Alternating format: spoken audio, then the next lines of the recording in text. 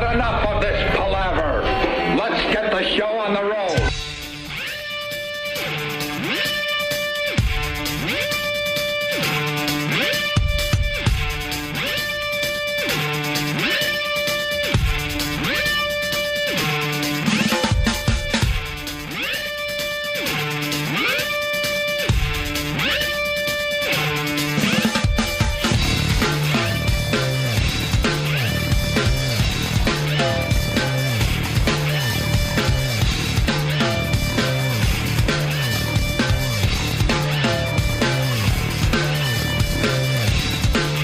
Hey, good morning. Welcome to the Opie and Anthony Show.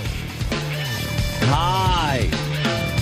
Yes, the mics work. Shut up. Everything works, yes. No, I was just telling Anthony about a really funny video I saw. I don't even know if it's worth bringing to the show. That Kevin Smith on Twitter retweeted a video from Funny or Die, which is a great website, about Batman disappearing. We all saw Batman, and he just kind of disappears. Yeah, like you'd be talking to him and stuff like that, and then he's gone. And then you would ponder something that Batman's saying. Yeah. So as you're pondering, you might be looking up at the sky, or you turn slightly, and then you turn back toward Batman. He disappears. And he was gone. So Funny or Die did a great parody of that, where they catch Batman trying to disappear, and then Batman's coming up with all sorts of excuses why he's not actually disappearing. The guy looked back a little too soon. Yeah. And caught him mid disappearing, leaving. E-Rock, if you want to go to Funny or Die and see if it's worth playing for the radio, I didn't retweet it. I just clicked the link that Kevin Smith did on Twitter. Anyway, sorry, Anthony. What can I tell you? Wow. Your Yankees blew it last night. They suck, and they're going to lose the World Series. What happened? All right. Is there a game? I think I blame myself. Yeah. It was weird. I blame Opie. Well, it was a big sports night for New York. Yeah. You had the Rangers and Islanders playing. You had the Devils playing. You had the Yankees playing. The Phillies. The Nets. The Nets. The Knicks. Everybody was playing. So, I mean, if you weren't watching one of those sports in New York, I don't know what you'd do. Then you're a fag. I was kind of going to say that. But that's not fair to the fags that do watch sports. Exactly. So you're an uber fag. Yes, javelin catching. They're small. So I'm at the Coliseum, and I'm watching the Islander Ranger game. I wouldn't miss that for the world. Mm-hmm. I mean, I eat a lot of tickets because I can't go to all the Islander games, but that's one I just can't miss. That's the biggie. So I'm sitting there watching with my brothers and a couple Ranger fans. We were switching seats off and on because we had seats all over the freaking Coliseum. And in between periods, I go, I'm going to write my pal Anthony. Because it was really hard to get a score at the Coliseum for some reason. I don't know why. I don't know why they wouldn't just... They would put up a fucking score. Yeah, keep everyone updated, considering that they made the choice to watch hockey when, the Yankees are in the World Series. When they finally saw the score, trust me, the place wasn't happy. There were a lot of Yankee fans that happened to be at the hockey game. Mm-hmm. So I go, you know what? I'm gonna write my pal Anthony and find out what the fuck's going on in this World Series game. Yep. So I write Anthony. He goes, what was your... I go, it's, they're in the third. Yeah. It's 0-0. Yeah. I said, great pitching. Yeah. And I wrote something like, okay, well, enjoy yourself, having fun at the game, whatever. We're just, we keep in touch every once in a while, me and Aunt, believe it or not, even though everyone thinks we hate each other.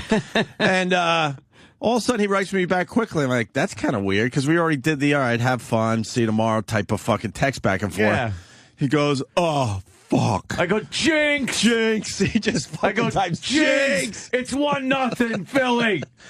Fuck, like, it was a second after I texted 0-0. I'm like, jinx. It was a homer, too, right? Yeah. I only saw the end of the game when I finally got home after the horrendous traffic back to New York City, so...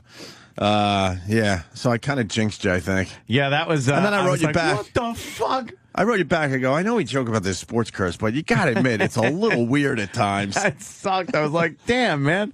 A little pitching duel, which, of course, Chet Lee from the Phillies won. Wow. Well, you knew Lee was going to be tough. Everyone was talking about how tough he is. Fucking... the full game, tough like he was, ridiculous like that. You just...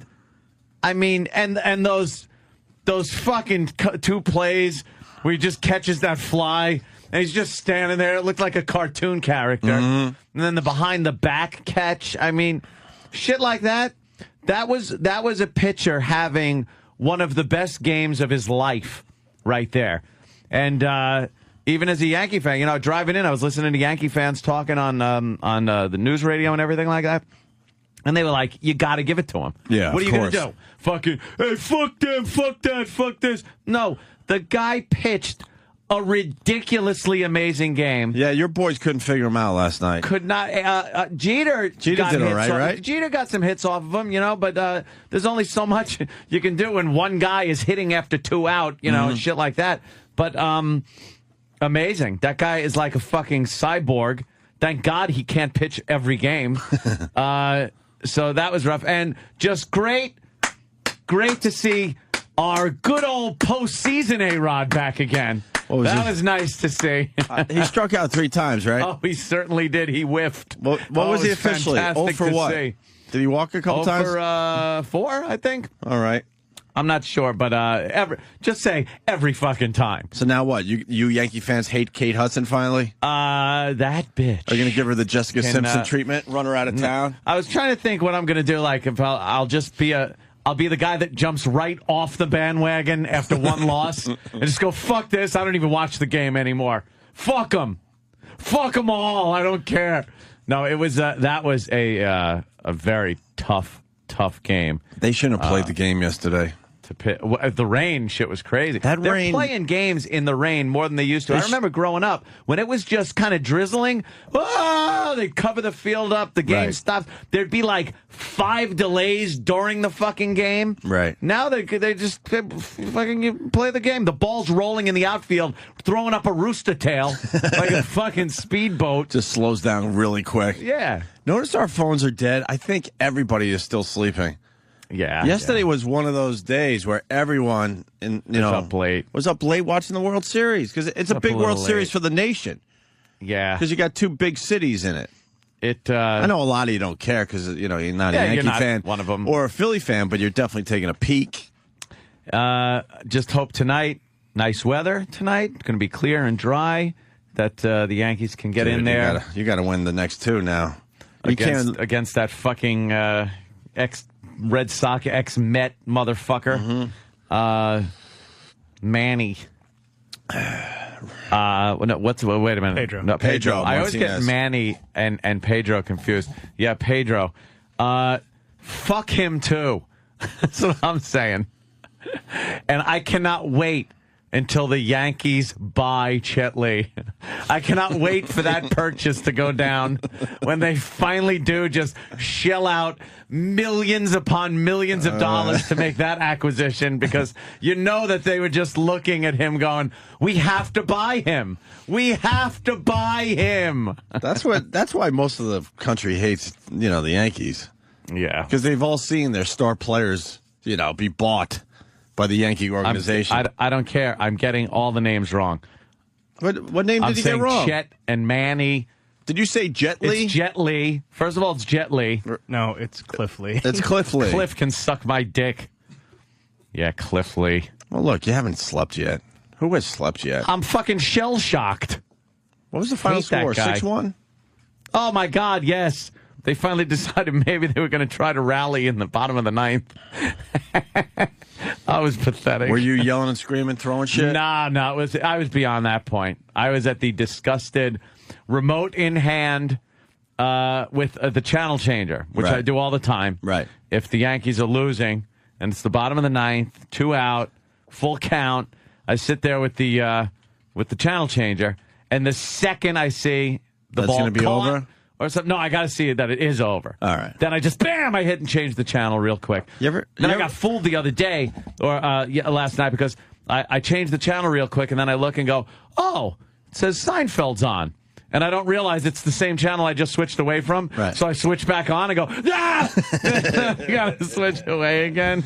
You ever turn off a sporting event thinking it's over? You're convinced it's over? And then some weird miracle's happening, and you're watching your Seinfeld, or you're watching a movie, and you have no idea. What happened? And you find out the next day they did what? What? They scored 15 runs in the bottom of the 9th inning? What? What the hell is that about? What? No, look. It's Brenda Lee, Ant. Brenda Lee. Yeah, Brenda Lee is an amazing Yes. pitcher. Brenda Lee can't pitch every game. Brenda Lee shut down your Yankees. There you go. We finally got his name right. Brenda Lee. Fucking Chad Jet, Cliff. whatever. Clifford.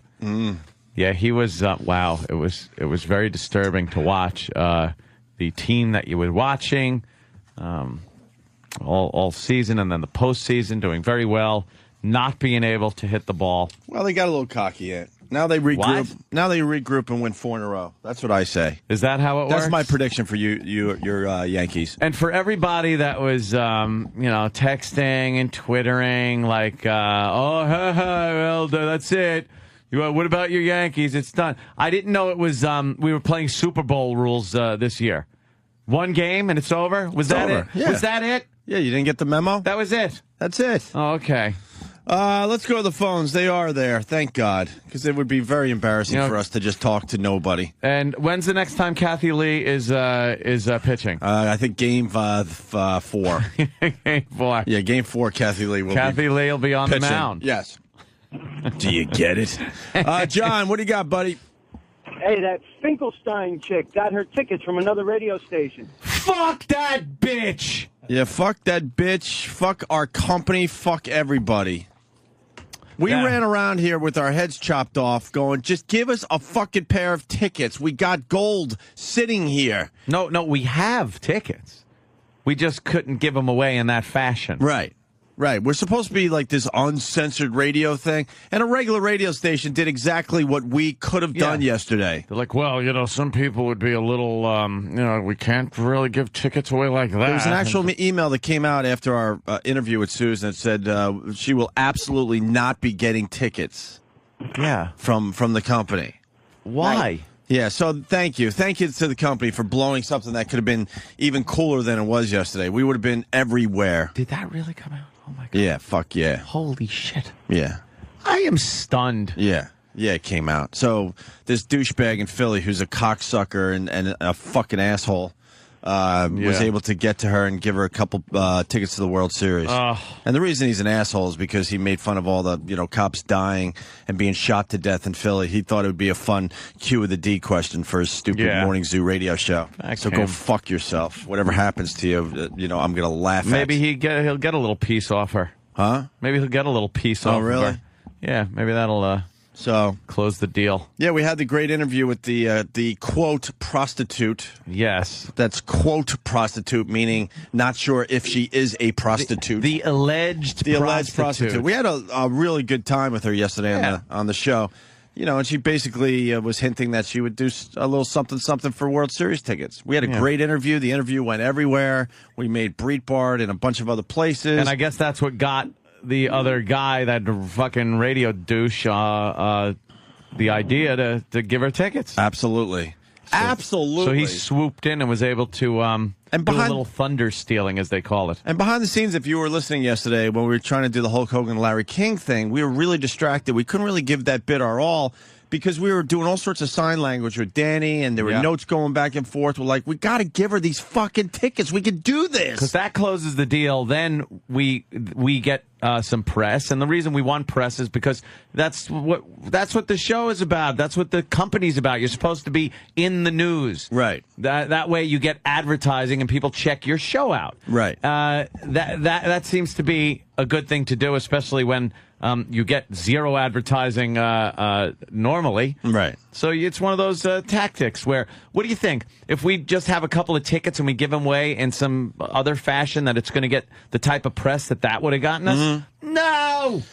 What a surprise. 15 years into this, we still have people behind the scenes that don't get what we're about. Nothing changes. I mean, they should have been running down the hall with a pair of tickets if they understood how big that could have been yesterday. I don't know what pissed me off. They should have been running down the hall like, I got here, whatever I can do to help you guys. You got the tickets. Here, right. Give it to her. Oh, okay, thanks. Instead, we got a bunch of guys behind the scene that just fiddle about. They just fiddle. And they take their time and have to, check with lawyers and this and that. They do a lot of this and that. I don't even know what it is. And thatting, which completely takes away from spontaneity. Which is like you come up with an idea in radio and then you just do it. Yeah, there have been times it gets you in trouble. You got to. It gets you press. It gets you. That's what it takes. You got to have the balls to just like go with some of this stuff. Yeah. You know, maybe they don't want to hear this, but Eric Logan would have ran down the fucking hall with tickets for us yesterday. He understands how big that would have been for the radio show. His retard hair flapping in the breeze as he runs down here. But instead, we got people just fiddling about doing this and that. I don't know what got me more angry, watching Lee Harvey Oswald beat us yesterday, pitching, or fucking this company not giving us tickets. You got the name wrong. His name's Bruce. Jesus, everyone knows this. Bruce Lee. Bruce Lee. Oh. All right. I can never get it right. No, it wasn't Sarah Lee. Eli. What's wrong with you? Watching. Everyone knows it wasn't Sarah Lee. Watching Cliff Clavin pitch was just astounding. Who's responsible? Oh, Kevin from Connecticut. Very good. Thank you. John. Yeah. Yeah, so that was very depressing when, that radio station took our thunder. When we had the woman right, we had her. She wasn't going anywhere. Yeah. And she kept going, well, you guys going to give me the tickets? And we're like, well, if you heard us, it was kind of wimpy. We're like, well, we're doing everything possible, and we're gonna try to get this done, and blah, blah, blah. As we keep staring down the long hallway going, does anyone around here have balls? She's like, click. She must have been like, yeah, they ain't getting me tickets. Well, who else? Who else can get me tickets? And guess what? These people think, we're insane and all that. The fact is, you watch. Nothing is going to happen to this guy that gave the tickets. Stop. No one's going to have a problem with it. Please. And all you have to tell the people that would have a problem is like, it's Opie and Anthony. They did it as a goof for their entertaining radio show. Yeah. They do that type of thing. So we blew a big opportunity. Yeah. Because people were fiddling about and doing this and that. I don't even know what they do. Lame. And then an email came out. I don't know if it was from the actual person, but it got back to me. Certainly, it said, in no way will this woman be getting World Series tickets. Yeah. Yeah. From you. In no way will she be. Well, yeah, from us, John. From us. Perish the thought the company's tied to something as scandalous as that. Now, she's probably going to what? Game 4? Yeah, in Philly. She gets to see General Lee pitch. Right. And where does that leave us? Did you say Lee Harvey? Of course. He did? Okay. Yeah. I'm sorry. Yeah. Just want to make sure that was out there. Lee Van Cleef? Arlie Emery? Arlie Ermy. Or Emery. How do you say his fucking name? Ermy. Ermy, right. Arlie Ermy. Fuck, I almost had it. Motherfuckers. I got to watch that F. Lee Bailey on the mound one more time, I'm going to be very aggravated. I didn't know the spaceman is back in baseball. Who's that? Anyone? Bill Lee? Bill Lee. All right. All right. And, of course, Game 4, Lee Majors. Lee Majors. Out there. Giving it his all. You sure it's not Geddy Lee? Geddy Lee. Enough about Lee. So Susan Finkel... That Finkelstein shit, kid. Son of a bitch. Yeah, son of a bitch is right. We got a little press in the paper today, but whatever. We missed the big moment. Yep. We're more than willing to admit it. And I didn't have personal World Series tickets. Ant didn't have personal World Series tickets because we would have just said, fuck it, take these. Well, slow down, but... We would have. We fucking would have, man. I wouldn't have had Philly tickets, though. Huh? I wouldn't have had Philly tickets. No. She only wanted Philly tickets. Oh, I was texting my ass off with my Philly connections. I'm like, anyone have them down there? Help me out here, Henry. Yeah. Henry. So, whatever. Do whatever you fucking do in your stupid glass offices. Yeah. Unbelievable. 15 years into it, we still don't have people that have balls enough to understand what we do. It's the same thing. Just fucking make things happen. They are supposed to be the make things happen people. Right. We're the people that are on the air, doing the radio portion, the broadcast, the let's entertain the people portion, and you are the make things happen for us when we need them to do our job. Right. You can't be the this and that guys. This and that fiddling guy. Right. We have this and that fiddle guys. Because we have World Series tickets to give away, Ant. Get his fucking picture off of there. Who? Iraq. Who? Fucking... Who? Fucking Lee Who? Van Cleef. Did we run out of Lees? No, we did Lee Majors. Tommy Lee. Tommy Lee. There you go. There it is. Pitch a kid in the pool. All right, John, thank you for bringing that to our attention. Fucker. Bye.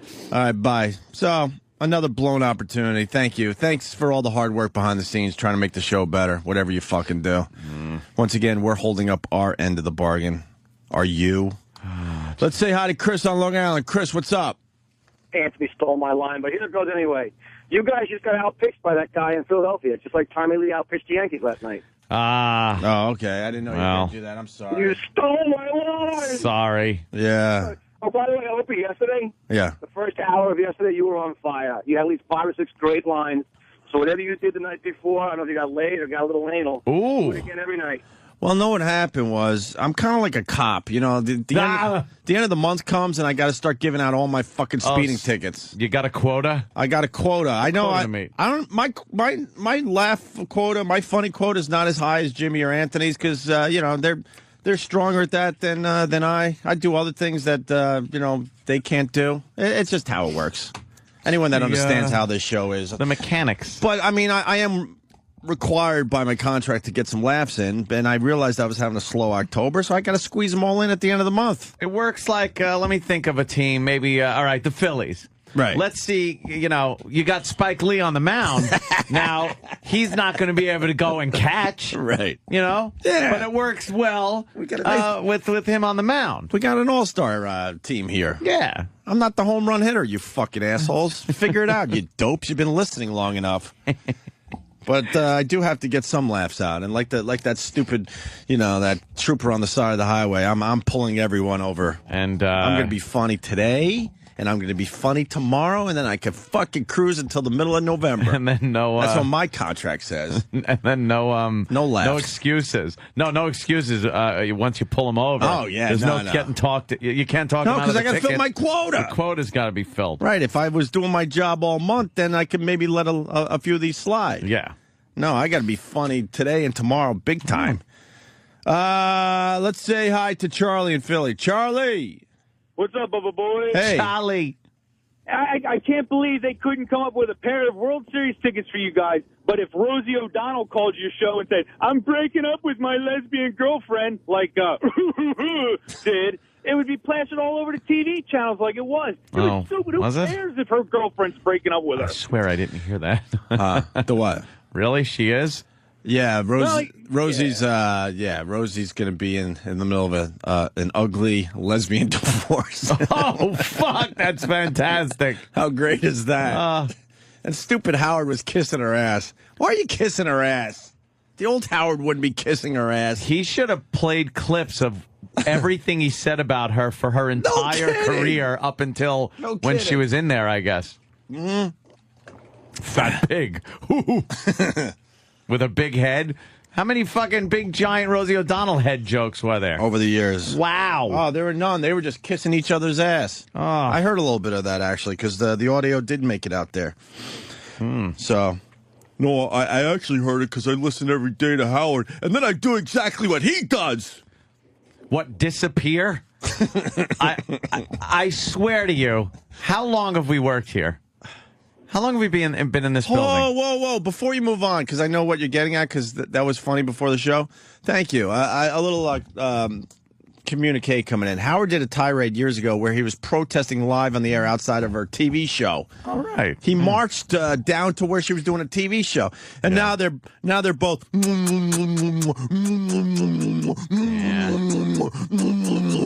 Maybe they met at the polo match and had a good time. But anyway, someone was riding Rosie. Somebody pointed out that it was your thing. Well, we've been here for a while, over 6 months in now. Studios, yeah. I have not seen Howard. I don't know of anyone that has seen him. He disappears. It's amazing, and I don't understand how that happens. Well, how he no one sees him. No, because and when he was brought here, you know, guys coming from radio with a huge radio career and everything like that, they rolled out the red carpet, the green carpet, whatever you want to call it, and he came in, went to that wing, they shut the door. And that was it. Yeah. That was the last anyone ever saw of him. Yeah. Yeah. I don't understand how this works. And I don't know. Trying to be a sort of a company guy, even though I'm really fucking pissed off at the guys that work for this channel today. Really pissed off because they're fucking lame. Yeah, we had a little moment there yesterday. We had a great moment. We had it robbed from us because we can't get people that have some balls to just go with the bit. Stop playing it so safe. Yeah, relax. Talk to all the other guys who got fired before you. It's Relax. okay. They got other jobs after they got fired. They were just fine in the end. Well, anyway, I guess what I could say is because we'd like to have this place come alive because no one has really done that in this big, huge Sirius XM facility. Yeah, that's why we talk about the people that walk by the glass, and we try to make this place like a living, breathing fucking organism. Yeah, I thought the Sirius was spelt different, but they were supposed to spell it like with the E version of Sirius, because that's what this fucking place is. It's a little too serious. Yeah, they should just change the spelling to Sirius. Yeah, we're serious. Ann and I never have to work again in our lives because we fucking just took chances. Yeah, do you understand? You gotta kind of. Why you want to be a run-of-the-mill management guy? No one's going to remember you. Yeah. Be the go-getter. Be an Eric Logan. Yeah. And then that other guy that might have been good for us back in the day. I have no idea. Yeah. I just know Logan, and then everybody else is just fucking a distant second or third or fourth or fifth or sixth. Logan was only fun for me because he was drunk. Yeah. Now he's not. So I don't know. I probably wouldn't like him now anyway. Well, he had to play for both teams, though. Yeah. If you know what I mean. Uh-huh. Oh, well, not that way. No, I didn't say that. But you get somebody that's a very high-profile personality, the highest-profile personality in radio on board here at Sirius, and there's no commingling where maybe the excitement of having that in the building would rub off on the rest of it and kind of do that. It's like the second the show ends, to the bat pole, to the Howie pole, to the Howie pole, Robin. Hey, wait, your name's Robin. To the Howie pole. To the Howie car. Can I bring people inside? The Howie mobile. Can I bring people inside with what you just did? You rarely fuck up, but you fucked up so bad right there. It's supposed to be the Howie pole, and I said the bat pole. We're fucking tired, man. I'm punch drunk from being out half the night for the Islander Ranger game. Anthony's watching the World Series. I was beat up watching fucking Sarah Lee kill our team. We actually fucking set up this bit nicely because the chatter in the hallways is that no one has seen him. And we've only been here 6 months. We've never seen the guy. And there are people well over a year, close to 2 years, and they go, I've been here like 2 years. I haven't even seen the guy. Yeah. So then that's when Anthony goes, he probably has a Howie pole like Batman has. Howie pole. Has a fucking pole. Yell out bat pole. Like a douche. To the Howie mobile, Robin. Here we go. I don't think anybody saw us. We're out. Another day they didn't see me, Robin. To the Howie pole. Quick, could you tint the windows a little more on my limo with black paint? The driver can't even see. It's just fucking. The tint isn't dark enough. It's just a fucking black mess. It's amazing.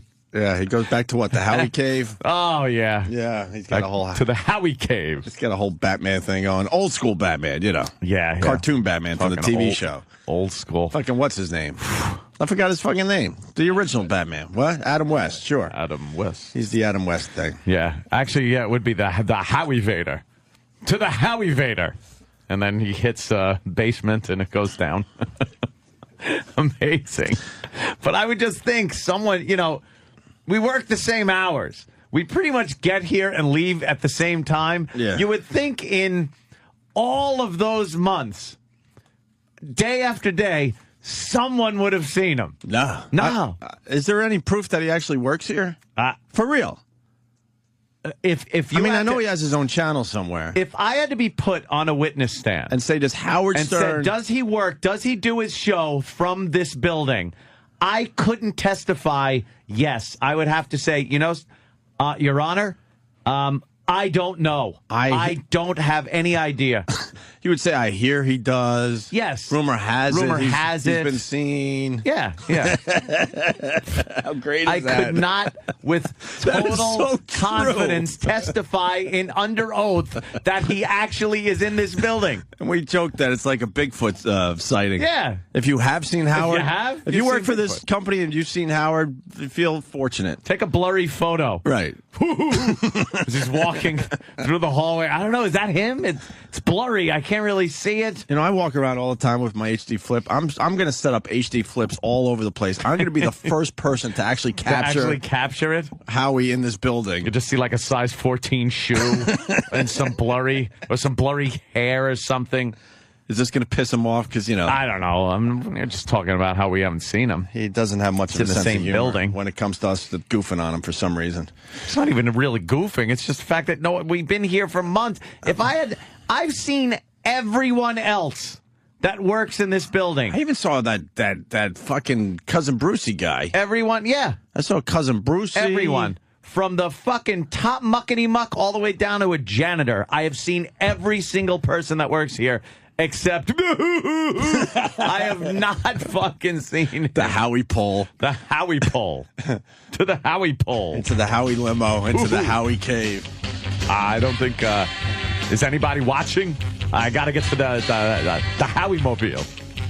Quick, Robin. To the Howie cave.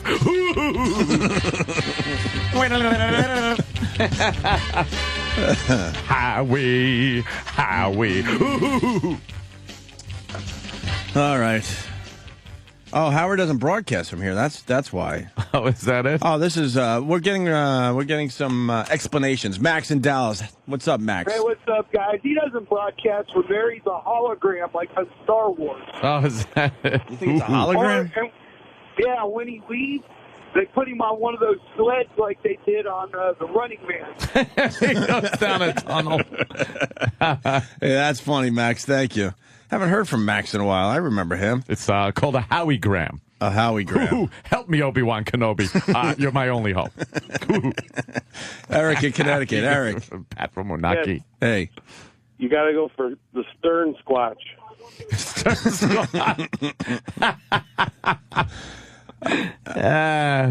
Jordan writes, okay, here's the real test. He goes, have you seen everyone else on Howard's staff except for who himself? Yes, I have. Yeah. We have to ride elevators up with them sometimes, and they are very angry people. It's very uncomfortable. They're very angry people. The security in this place is, you got to walk through and you got your security cards, and then you got to beep when you get in, and then you got to beep at the turnstile by the elevator. And if you see like Gary walking into one of the elevators, I always wait, and I'm just like, I'll wait for the fucking to beep the turnstile until I see the door close, because I don't want that uncomfortable elevator ride. And vice versa, if I hear. I hear Gary talking to somebody, and I know he's coming through the turnstile. I'm banging that fucking closed door button, and then I'm standing in a corner, where it would be the last possible minute someone could see you before the door shuts. Because we all come to work at the same time. It's just fucking... I know for a fact that just about everyone on that staff wants to punch me in the face. I'm not stupid, just right? don't want small talk. I was actually in the elevator with Gary 2 days ago. I was in first, by the way. And the weird thing is, there's probably 1, 2, 3. How many? Is there 6 or 8 that go up to this floor? Seriously, that whole area. Is it 6 or 8? Oh, fuck yeah. Is it 8? 8 elevators. So there's 8 elevators waiting to go upstairs because it's early in the morning. He decided he needed to be in the elevator with me. I'm like, all right, whatever. Maybe we'll have some small talk and, ease some tension, right? Yeah. So he comes in the elevator. I'm already in there with Kenny. And he just stares at the elevator doors as it's going up. And I'm like, why would you force your way into this elevator if it's going to be uncomfortable for everybody when you could have been in the next elevator up a mere 2 seconds later? You didn't even have to wait. So fucking Kenny, who rules, forced Gary to have small talk. It's really, did he? Yeah, that's... And someone named Lisa, what? What's her name? G or something? Oh, yeah. Yeah, she fucking hates us, too, because she was in the elevator at the same time and just ignoring that we're even in the same elevator. Oh, really? Oh, yeah. But Kenny forced both of them to have small talk. It was classic Kenny. Just classic Kenny. Because you'd have to be a complete douchebag not to answer Kenny. Yeah. So, some weather. Yeah, that's what I mean. Like that the shit. Perfect small talk, like, it's going to be a rainy day today, huh? Gary had to actually go, yeah, it is. Oh, God, what an ass. Just horrible fucking small talk. Kenny's the worst. What a prick. I fucking enjoyed it. And I'm sitting there like, all right, I get it, Gary. You don't like me. You probably want to punch me in the face. Why are you taking the same elevator as me then? Wait for the next one. Yeah, that's gotten just, like, uncomfortable. And trust me, I tried with most of those guys. I really did. I don't even Fred, know who's a cool guy? Problem. Know who's a cool guy is Fred. I see Fred at the gym, and he couldn't be nicer to me. And actually, even though we had a huge fucking fight in the hallway that almost got ugly, me and Artie talk all the time now. Yeah? Yeah. I have no problem with anybody. It's just this uncomfortable vibe. And I just think it's funny that no one's seen him. Is that Howard? To me, that's funny. Oh, no. Did you Okay. say- Sorry. It's funny, right when you said that, all I saw was a shirt, like, go into a room. Like, that would have been like, why did I saw, Just like something disappeared. Just like Batman disappearing throughout the whole movie. Yeah. Christian Bale disappears every time you turn around. That's Howie. We gotta set up cameras. I'm gonna catch him on film. Know the sad part about that is? No. What? Middle management will now sit me down and go, you're not really going to set up cameras, right? Because that's going to make him very uncomfortable. And, that could be a problem. So I got to make sure that was just for the radio, right? See, for the security of the building, we can't have cameras being on that aren't our own security cameras. Right. So are you serious? Do you really think I was setting up cameras? Right. And that's the definition of this and that. That's what they do. This and that. They'll fucking Sonny Corleone your camera, like at the wedding, and throw some money on the floor at you. Here, spit on you. Yeah. Bastard. Jesus. Fucking Kenny, though. It's going to be a rainy day, huh? Yeah. Boy, this is early. That's really dumb stuff. I don't know. Never get used to these hours. Where's Kenny? No, you don't. Does Kenny want to contribute to this? I'm sure Kenny's busy. He's got to back me up a little bit because busy. It was classic. I'm working. I'm mailing out Anthony's mail. He's been in my mailbox now for years. Oh, fuck, he I don't rules. think I've been to a mailbox and dropped mail in years. I take all my letters and envelopes and hand them to Kenny, and he mails them. I got a trivia question for you and I. And be honest. Mm-hmm. Me and you together, I want to figure out what a stamp costs. Do you know what a stamp costs right now? For real. Oh, I bought those Forever stamps a while ago. I'm going to guess 32. No. It's higher? It's in the 40s now. No. I'll say 46. 46? 44? 43. 41. 42. 40. 39. 42? 40. 42 cents. Well, you were off? 44. I was off by 10 cents? How much is a postcard? Was I really off by 10 cents? Wow. Nah. Yeah. I swear to God, I thought it was 32. No, 32. It was 32 That was once, a while right? ago. It was fucking 10. I don't remember what stamps were when I was a kid, but I'm sure they were like 3 cents or something. 5 cents. I don't know. Do you like us? Who's that? I just like to ask that question as these people walk by the studio. I think we got a lot of people that... We've turned a lot of people around here. Have you noticed? Around. Mars, have we turned people around? No. Yes. No, I'm telling you, we have. When we got here, everybody fucking hated us. I mean, everybody. Even the people that hired us were like, ugh, can't believe we have to hire these guys. But we got to keep them close. We don't want to compete against them. Watch these highlights. Stop it. Stop playing it. We know how it ended. Well, they're supposed to do that. Mars. Christopher Lee. Fucking kicking our ass. Christopher Lee. Who's Christopher Lee? He's an old horror movie actor. Oh, what movie? Oh, God, he was in a lot of vampire movies and things like that. Saw? I believe he might have been in Star Wars. Was he in Saw? No. I know that horror movie. No. Mars, have we turned this place around? Yes, you have. There's quite a few people that got turned on to you guys. Yeah? Yep. Well, I want to thank those people for having an open mind. A lot of people don't have an open mind when it comes to us. And I was reprimanded by Kenny for Why? disturbing him while he was eating his bagel. Oh, Where's he eating his bagel? What does The he office. eat? Oh, and he must do that all the time. Well, like he's a very He has to follow. ritualistic. He has to follow a routine. He's got a ritual that can't be broken. I think he needs his energy so he could fetch stuff for us all day long. Yeah, He needs Fetch. his energy. He's fetching things. He needs his fetching energy. He's always fetching our stuff. Here comes Kenny. Look at the He's gotten to the point. Like I got a backpack that I bring in. I can't even carry it. He won't allow me to carry it. He looks like a mortician today. Why you look like a mortician? Let's talk about Mars, the cheese-eating rat. Oh, damn! Why don't you go back to the shop and play with some switches? Oh, shit! Little suck ass. Damn! Why? Why? Yeah. Can he put him in a hole? Oh, Kenny's eating his bagel, GH. Anthony, he's sitting in the office. Oh, can I do it? Can I push a button for you guys? Oh shit! Oh, fucking cheese eater. Kenny doesn't like that. From Fucking ratted me right out. Yeah, that's from his old days on the fucking job. He don't like the Yeah, rats. we don't talk. We don't talk about each other behind their backs around No. here. Yeah, he comes running down the office. Kenny, they really want you on the radio. I have ears, Mars. All right, these guys know how to entertain. They didn't need me to chime in. All right, but now, when we got to talk about rats, I have no problem. Oh, shit, man. Those are fighting words. Get into your fighting stance, Mars. He did It's come going in- down right now. He did come running in.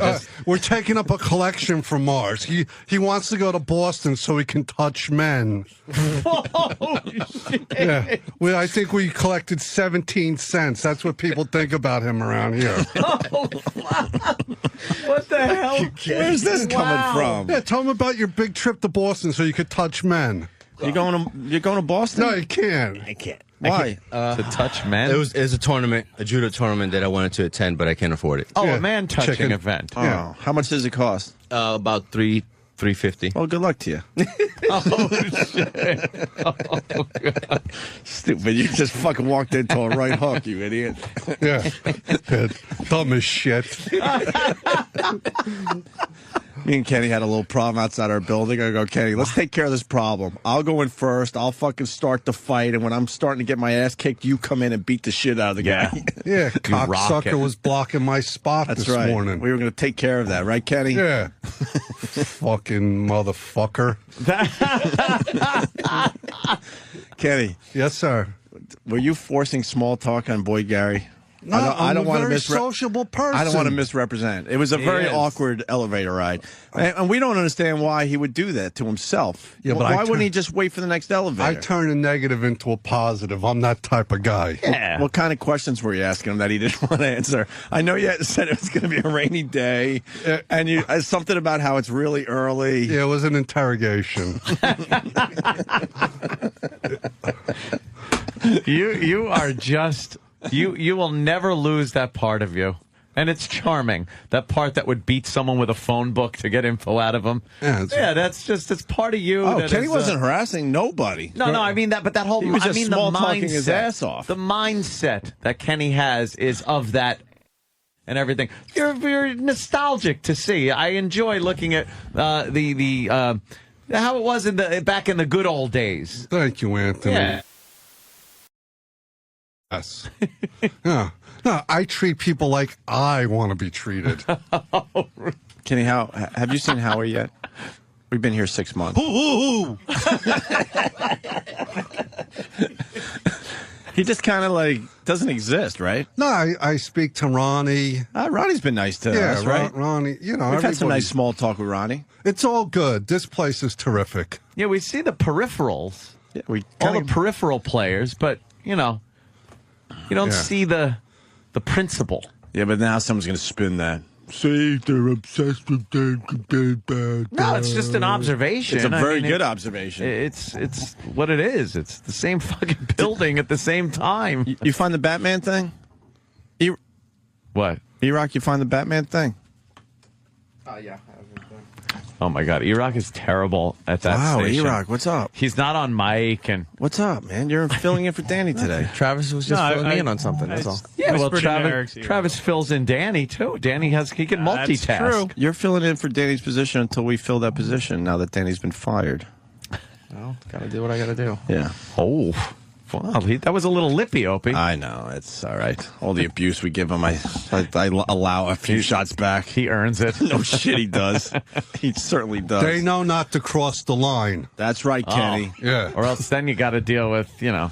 oh, Kenny. Yeah. Yeah. Because if anybody got a problem with you guys, they got a problem with me. I like that. Yeah. I like that. Yeah. Are you leaving now? Sure. All right. And then he just walks away. There he goes.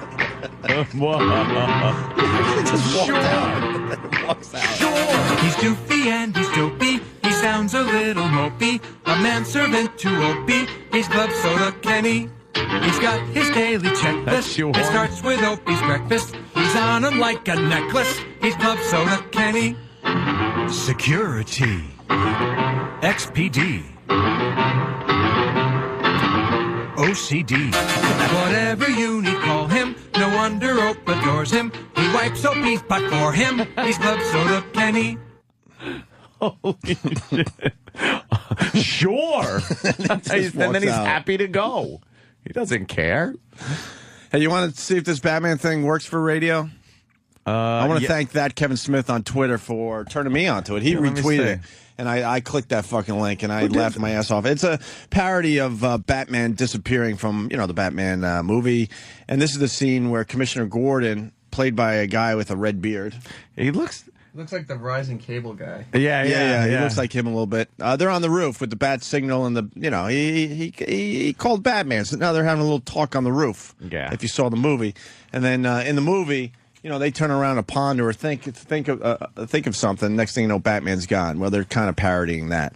Let's see if this works. Go ahead.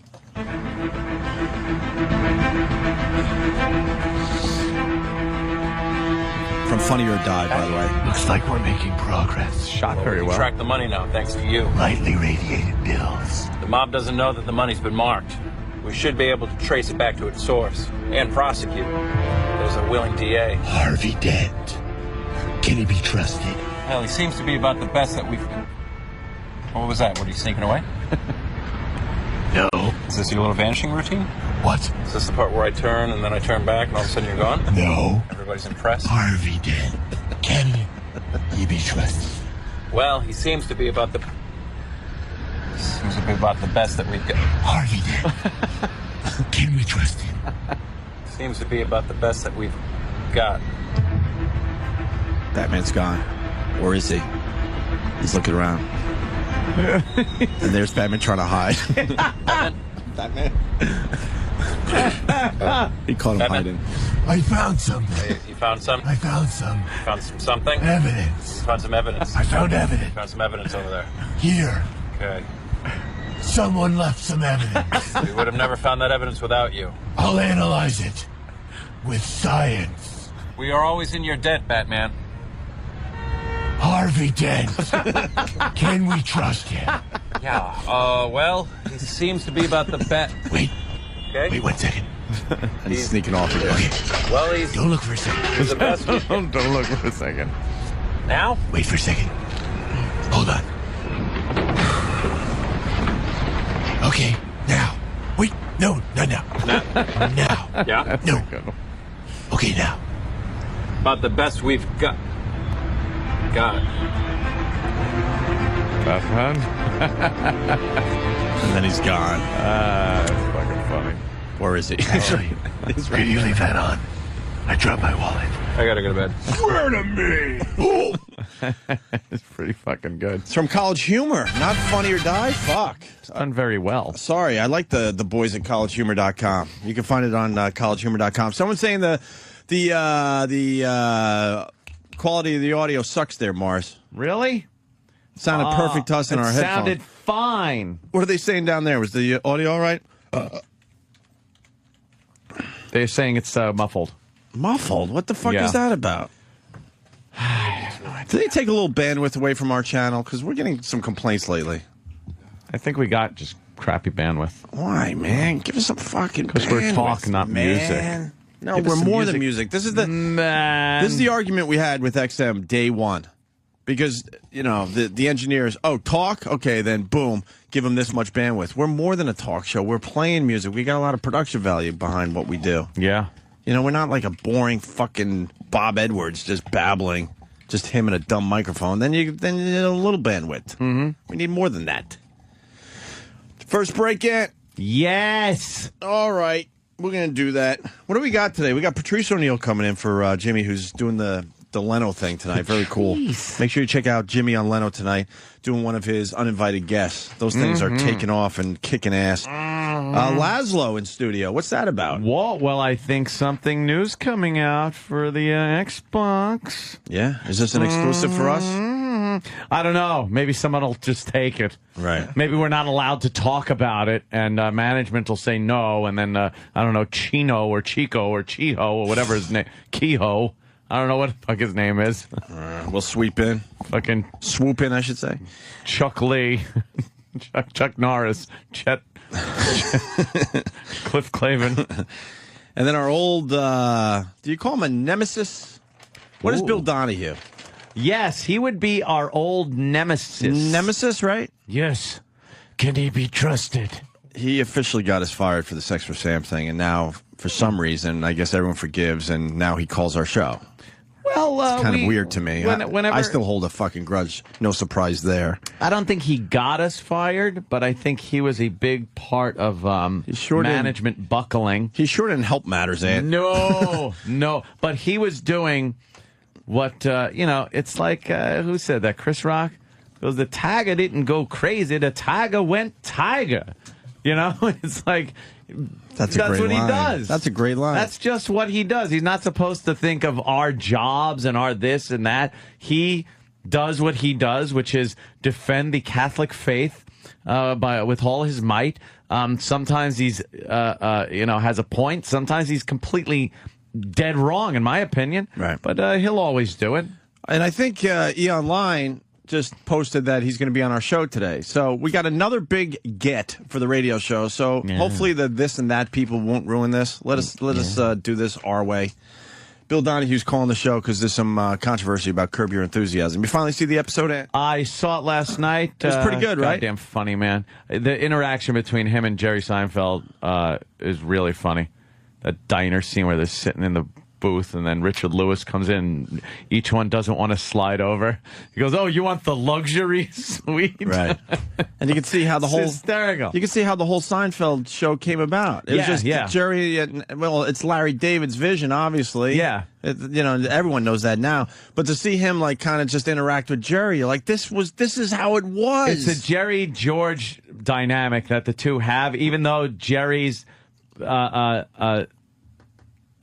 personality is in there too, and Larry David too. Sure, but you could definitely see where they got the ideas from for the show. Now you know everything about Seinfeld. Well, why? No, Travis does. Travis is a little better than you. I've seen quite. Answer this question: why didn't Larry David play George? Because we're all seeing that Larry David is great to watch. They goof on things about that too. They goof on the fact that because he's not an actor. He's like, you don't have the guy that is the guy play the guy. They were talking about that in the episode last night. He goes, What, is Nixon supposed to do Frost Nixon? Right. Because he's Nixon. Because he's not an actor. He's not an actor. I don't think Larry David thought he was an actor. Yeah, I think it was tough enough that Jerry wasn't an actor. Yeah. It's so obvious Jerry isn't an actor. Jerry's a really bad actor. He's laughing his way through every fucking scene, which, is funny anyway. I don't care. I don't know. I think... Well, I was ready to say I think they missed the boat, but I mean Seinfeld, obviously a massively huge show. So what the fuck am I saying? Huge. But he could have easily pulled off George. Yeah, but fucking. Now that we all are Curb Your Enthusiasm fans, not all, but a lot of us. Well, I don't know. That one, it's hard to think of somebody else playing George. Well, Jason Alexander did great. Yeah, he did a great job. But Bill Donahue, very mad because Larry David in the Curb Your Enthusiasm episode that ran last Sunday, I guess, took some kind of pill for his urinary problem, and now he had a nice flow. He had a huge fire hose-like stream. Couldn't really control it, and he was in somebody's bathroom, and they had a painting of Jesus, and and he didn't officially pee on Jesus, but his pee was shooting everywhere, bouncing off like the toilet, bouncing back up, and hit Jesus in the eye, and it made it look like Jesus was crying. And now everyone was excited because they really thought the Jesus painting is crying, and now they were going to take the painting on tour like those dummies do when they see Jesus in a piece of toast or something. Potato chip or something, Right. So it was a pretty good episode, but Bill Donahue is outraged. And it wasn't, he's going to be everywhere today talking about it. Yeah, it's not Larry David pissing on a picture of Jesus or desecrating anything on purpose. It wasn't dwelled on. They didn't dwell on it. It was part of a storyline that I think was handled perfectly for that storyline. And if you believe in the Jesus character, right? Yeah. The midriff thing? The midriff top girl is fantastic. How do you cast that? We need a chick with a big gut. Yeah, she's standing there. She's an actress. Yeah. And she knows that she got the part because she can't handle her food intake. Because she's got a big gut, and they put pants that are too tight on her. Right. And she kind of has like E-Rock's belly a little bit. It's white. It's soft and nice, right, E-Rock? It's cushiony. It's cushiony. It's a little cushy. But I guess Larry David's assistant, insists on wearing these midriff shirts, even though she doesn't have the body for it. And that was, basically what the episode was about for the most part. Yeah. And this actress had to be cast as the girl that's a bit too chubby for midriff. The way Jerry looks at her gut, that's fucking hysterical. Every erection is a miracle. So anyway. I'm sad to tell you. All right, well, that's great. So Bill Donahue's calling the show today to talk about the controversy. We'll talk to him about that. My thought is really simple, though. If you believe in the Jesus character, and he gave us humor and sense of humor. Well, God did. God, right? Not Jesus. Well, I understand. Jesus is the Son of God. But some people say Jesus is, God. Jesus is Lord. It's all very confusing. Jesus is the King. Very. Whatever. But Jesus kind of had a part in that whole thing. Yeah. So wouldn't God have a sense of humor too if He gave us all a sense of humor? I believe they see that as very, very sacrilegious. But who invented sacrilegious? Wow, boy. Huh? Well, let me tell you. Back in the old days of Christianity and Catholicism, boy, they... But who invented sacrilegious? I think... Because God did it. The Spanish Inquisition! That's human interpretation, and that's one of the problems with religion, my friend. Yes, it is human interpretation. I have a problem with organized religion in general. Yeah, because it's... I think that's where a lot of the issues come. It's people making up their own kind of interpretation. Idea. But again, what it is what it is. So you got, Phil. What if God thinks this episode was hilarious? He's created everything at this point. God watches Curb. He's sitting back and enjoying his creation at this point. What else is he creating? Yeah.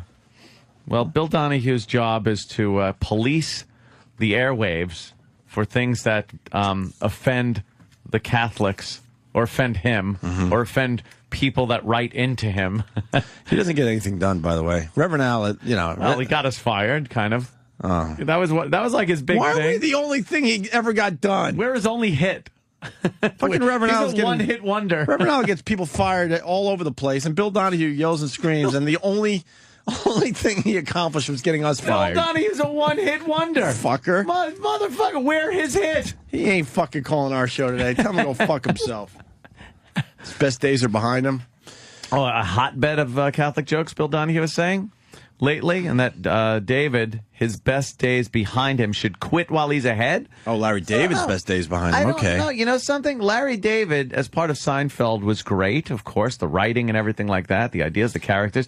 But Curb Your Enthusiasm it's amazing to go from a show like Seinfeld to a show like Curb Your Enthusiasm and have that be as quirky, funny, and successful as it is. So I give him credit. I don't think his best days are behind him. It's frustrating that the Seinfeld people only signed on for, 5 episodes?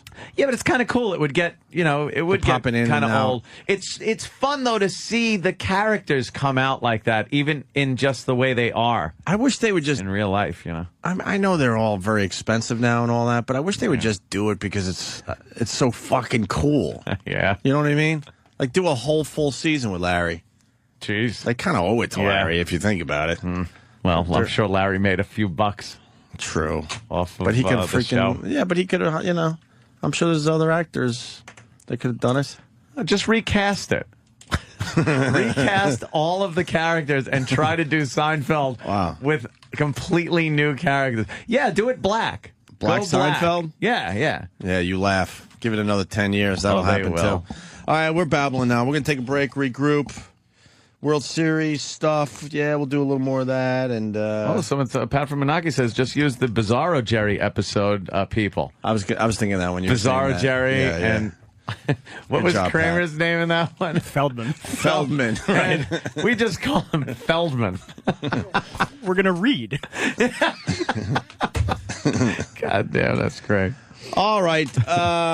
And the underwater hotel lady's calling. That was yesterday, Megan. You're killing us. Megan. All We right. wanted to talk to you. We'll talk to Megan after the break. Opie and Anthony. They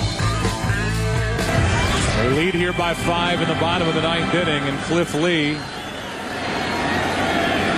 has allowed only 2 earned runs in 33 postseason innings. Ends it with a strikeout of Jorge Posada. And total dominance on the part of the left-hander Cliff Lee, who was sensational here tonight for Philadelphia. Go home and get your fucking shine box. I'm breaking your balls and you right away you're getting fucking fish. This is going great. Wow.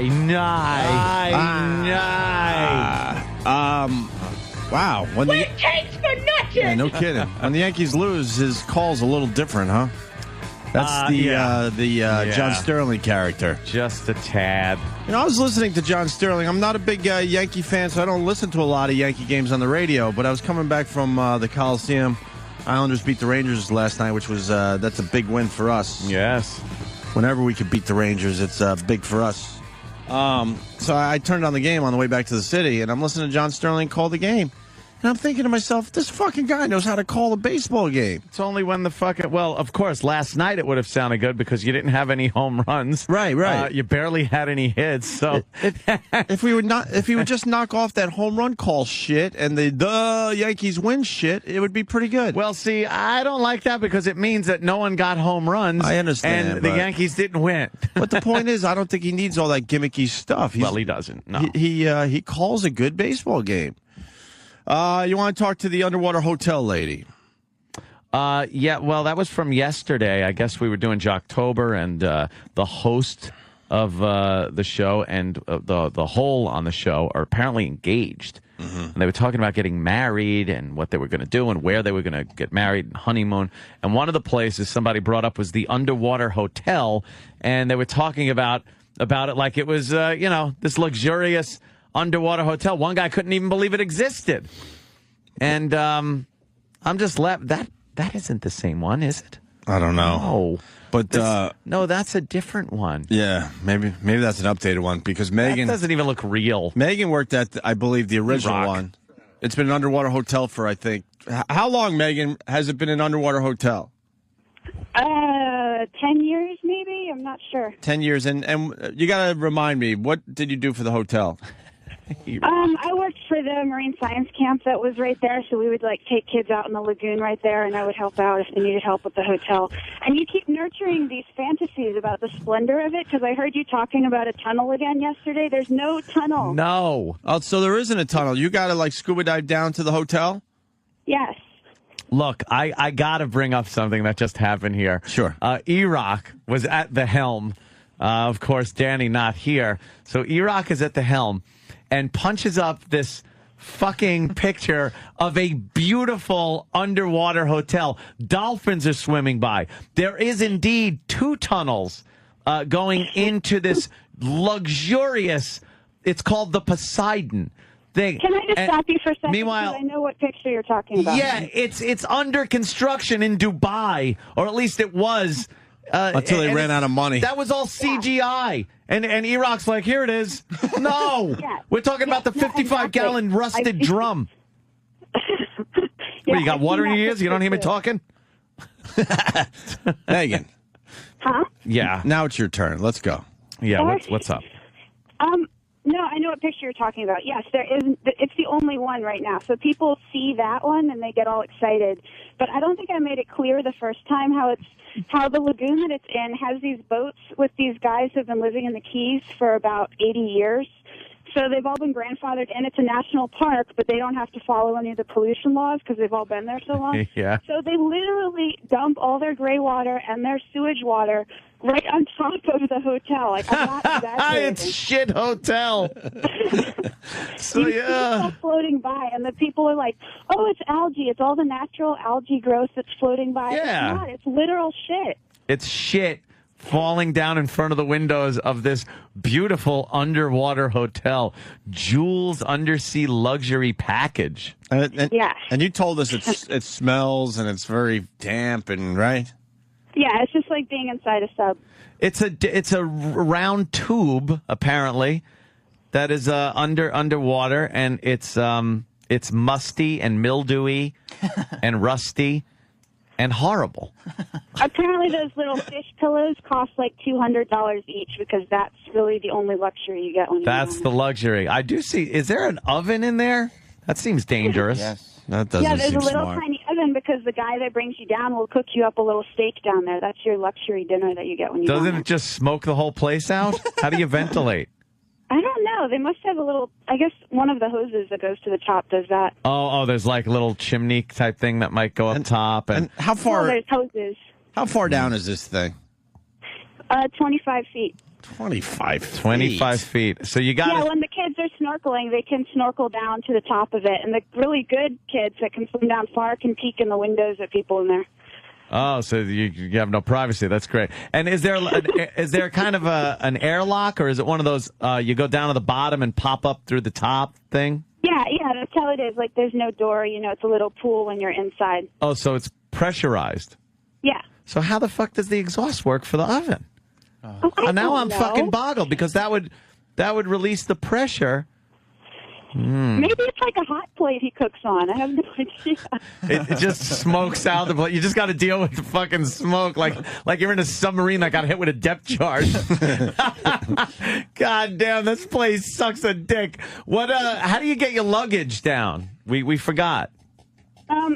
You use an airtight suitcase, like the type of suitcase that you use for an underwater camera that snaps shut, with a seal. Yeah, and so you can only bring so much luggage with you. Yeah, well, they kind of pack it up on the surface. So, of course, the old guy's doing all this sees, like, the honeymooners' lingerie and all that if he's, like, packing it into the big dildos, big fucking monster cocks, and what do you do black down there? Fists. What's there to do down there? Well, they have The Abyss. That's a big movie everyone watches down there. So you watch movies of underwater places? You really just watch The Abyss, because if I remember correctly, that was like the one movie they always had down there. Unless you bring your own. Are there some kind of is there like a research thing you can do? Can you participate in any science? Well, you can go out snorkeling in the lagoon. So you can, like, whenever you want, you could go out through that little pool.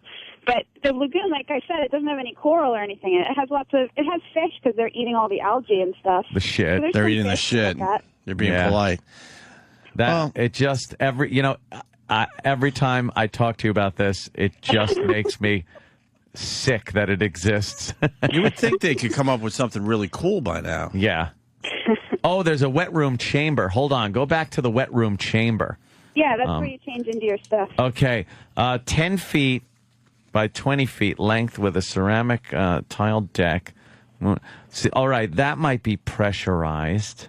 I just can't figure it out. I'm going to have to research this joint. Yeah. And how much does it cost? Do that. How much does it cost? Well, I remembered it being like $300, but I think the last time you guys looked, it was even more. It was like $400 or $500 or something. $500. It's fucking rip off. It's weird though. You go to Florida, you go to a hotel, and you're stuck in the hotel the entire time when you probably want to be outside where it's really nice. 1,000. It's such a rip off. Hold on. The ultimate romantic getaway package, perfect for honeymooners or would-be honeymooners. This package offers all the amenities of the Jules Undersea Luxury Package, but with the guaranteed exclusive use of the world's only underwater hotel, so you get it all by yourself. Extras include mood music, fresh flowers, seafood appetizer and Merchef service for breakfast.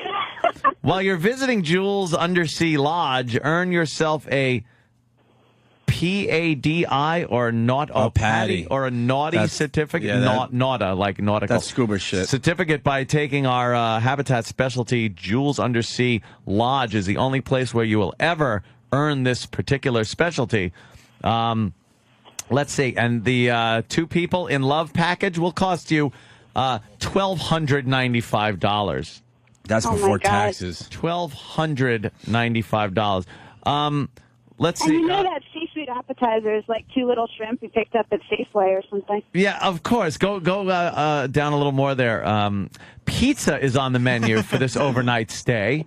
Check-in for the European package is 2:30 p.m. with the next day checkout at 8:30 a.m. Holy shit! You can't even sleep in? Wait a minute. 2:30 p.m. and then the next day checkout is 8:30 a.m. The fuck you get done with that? Check-in for the Jules Verne package. Blah, blah, blah. Cancellation policy. Well, I'm sure you got to pay for that. Medical restrictions. Non-certified. You can't dive. All right, diving stuff. You will need a doctor's release if you have high blood pressure, chest surgery, things like that. All right. Well, I just wanted to know what else they got. Like, it just said appetizer. So you're starving down there? 15% surcharge for single occupants? Food he brings down. Yeah, what if you're fucking hungry? What, like room service? Can you call it 2:30 in the morning and say, hey, give me some food? I need some fucking shit-free food. They probably leave you little snacks down there, I guess. Little graham crackers and things. This is a dump. Yeah. I'm fascinated with it. I want to drill a hole in the side. There, you guys could go down and stay there for free. I would love to just go down there with a fucking drill and fucking scuba gear and then just drill, look in the window at the horrified people and just start drilling holes in it. Fuckers. Enjoy this. But if something like that happened, all they would really do is pop up 10 feet to the surface. It wouldn't be that. Yeah, I guess it would be that tragic. Yes, it's disappointing. We should have a cooler place to hang by now, underwater. Certainly should be. All right, Megan, thank you. Thank you again. Thanks. You guys pretty much made my day when I heard you asking for me on the replay. Oh, good. Well, we're glad you're still listening out there. Fascinated with this dumb place. All right, Megan, thank you. All right, thank you guys. Bye. Someone knows how the exhaust works, and then we'll move on. James in Chicago. James. Hey, Ann. You know, here at HVAC, so there's always like an intake and exhaust, so there has to be like makeup air to keep the pressure. Otherwise, just an exhaust fan with an airlock would make negative pressure in there anyway. Yeah. And then they'd have to deal with that even if there was an airlock. They'd have to circulate air to be able to ventilate it and to keep fresh oxygen down there anyway. So there must be something like that. And this guy, and this guy knows because he's calling us from underwater. So. Yeah, I know. You hear his phone sounds like he's in that shithole hotel. Wow. Yeah. Okay. All right. So they're pumping air in, pumping it out, keeping a positive pressure. There goes James. Yeah. All right. That makes sense. And a little observation, and I see that you cleaned up. Oh yeah. I was talking to Opie about this. You ever just go through a day or two where you just give up on life? Not give up on life where you're going to kill yourself. No, I think it's more you give up on hygiene. You give up on it's just easy on the routine of your life, right? Which includes getting up, you shaving, showering, changing, just doing everything you do every fucking day. That just gets like annoying, and sometimes you just give up and bask in your own fucking filth for a day or two. Your own smells. I was there yesterday. I just reached the point. I think Ronnie even brought it up on the drive home. I heard Ronnie saying something like, "Yeah, what's Anthony not shaving because of the Yankee thing? What's he like, black girl? Like, is that a superstition thing and not shaving?" No, I just gave up. I was like, fuck it. And then I had every good intention of like showering yesterday, and I'm sitting on my couch. No one's at my house. Obviously, yeah. I could figure that one out. Oh yeah, so I'm just sitting. When you there. start growing the beard, I'm like, okay, yeah. He's got a few days of downtime where he's just hanging by himself. Ants alone, right? It's so obvious. You're so easy to read. I'm sitting on the couch and I'm just fucking playing online poker, watching TV, going, why fucking bother? going upstairs, shaving, all that stuff. So when I got home yesterday, and I've been staying up like ridiculous late hours and sleeping really late when I get home.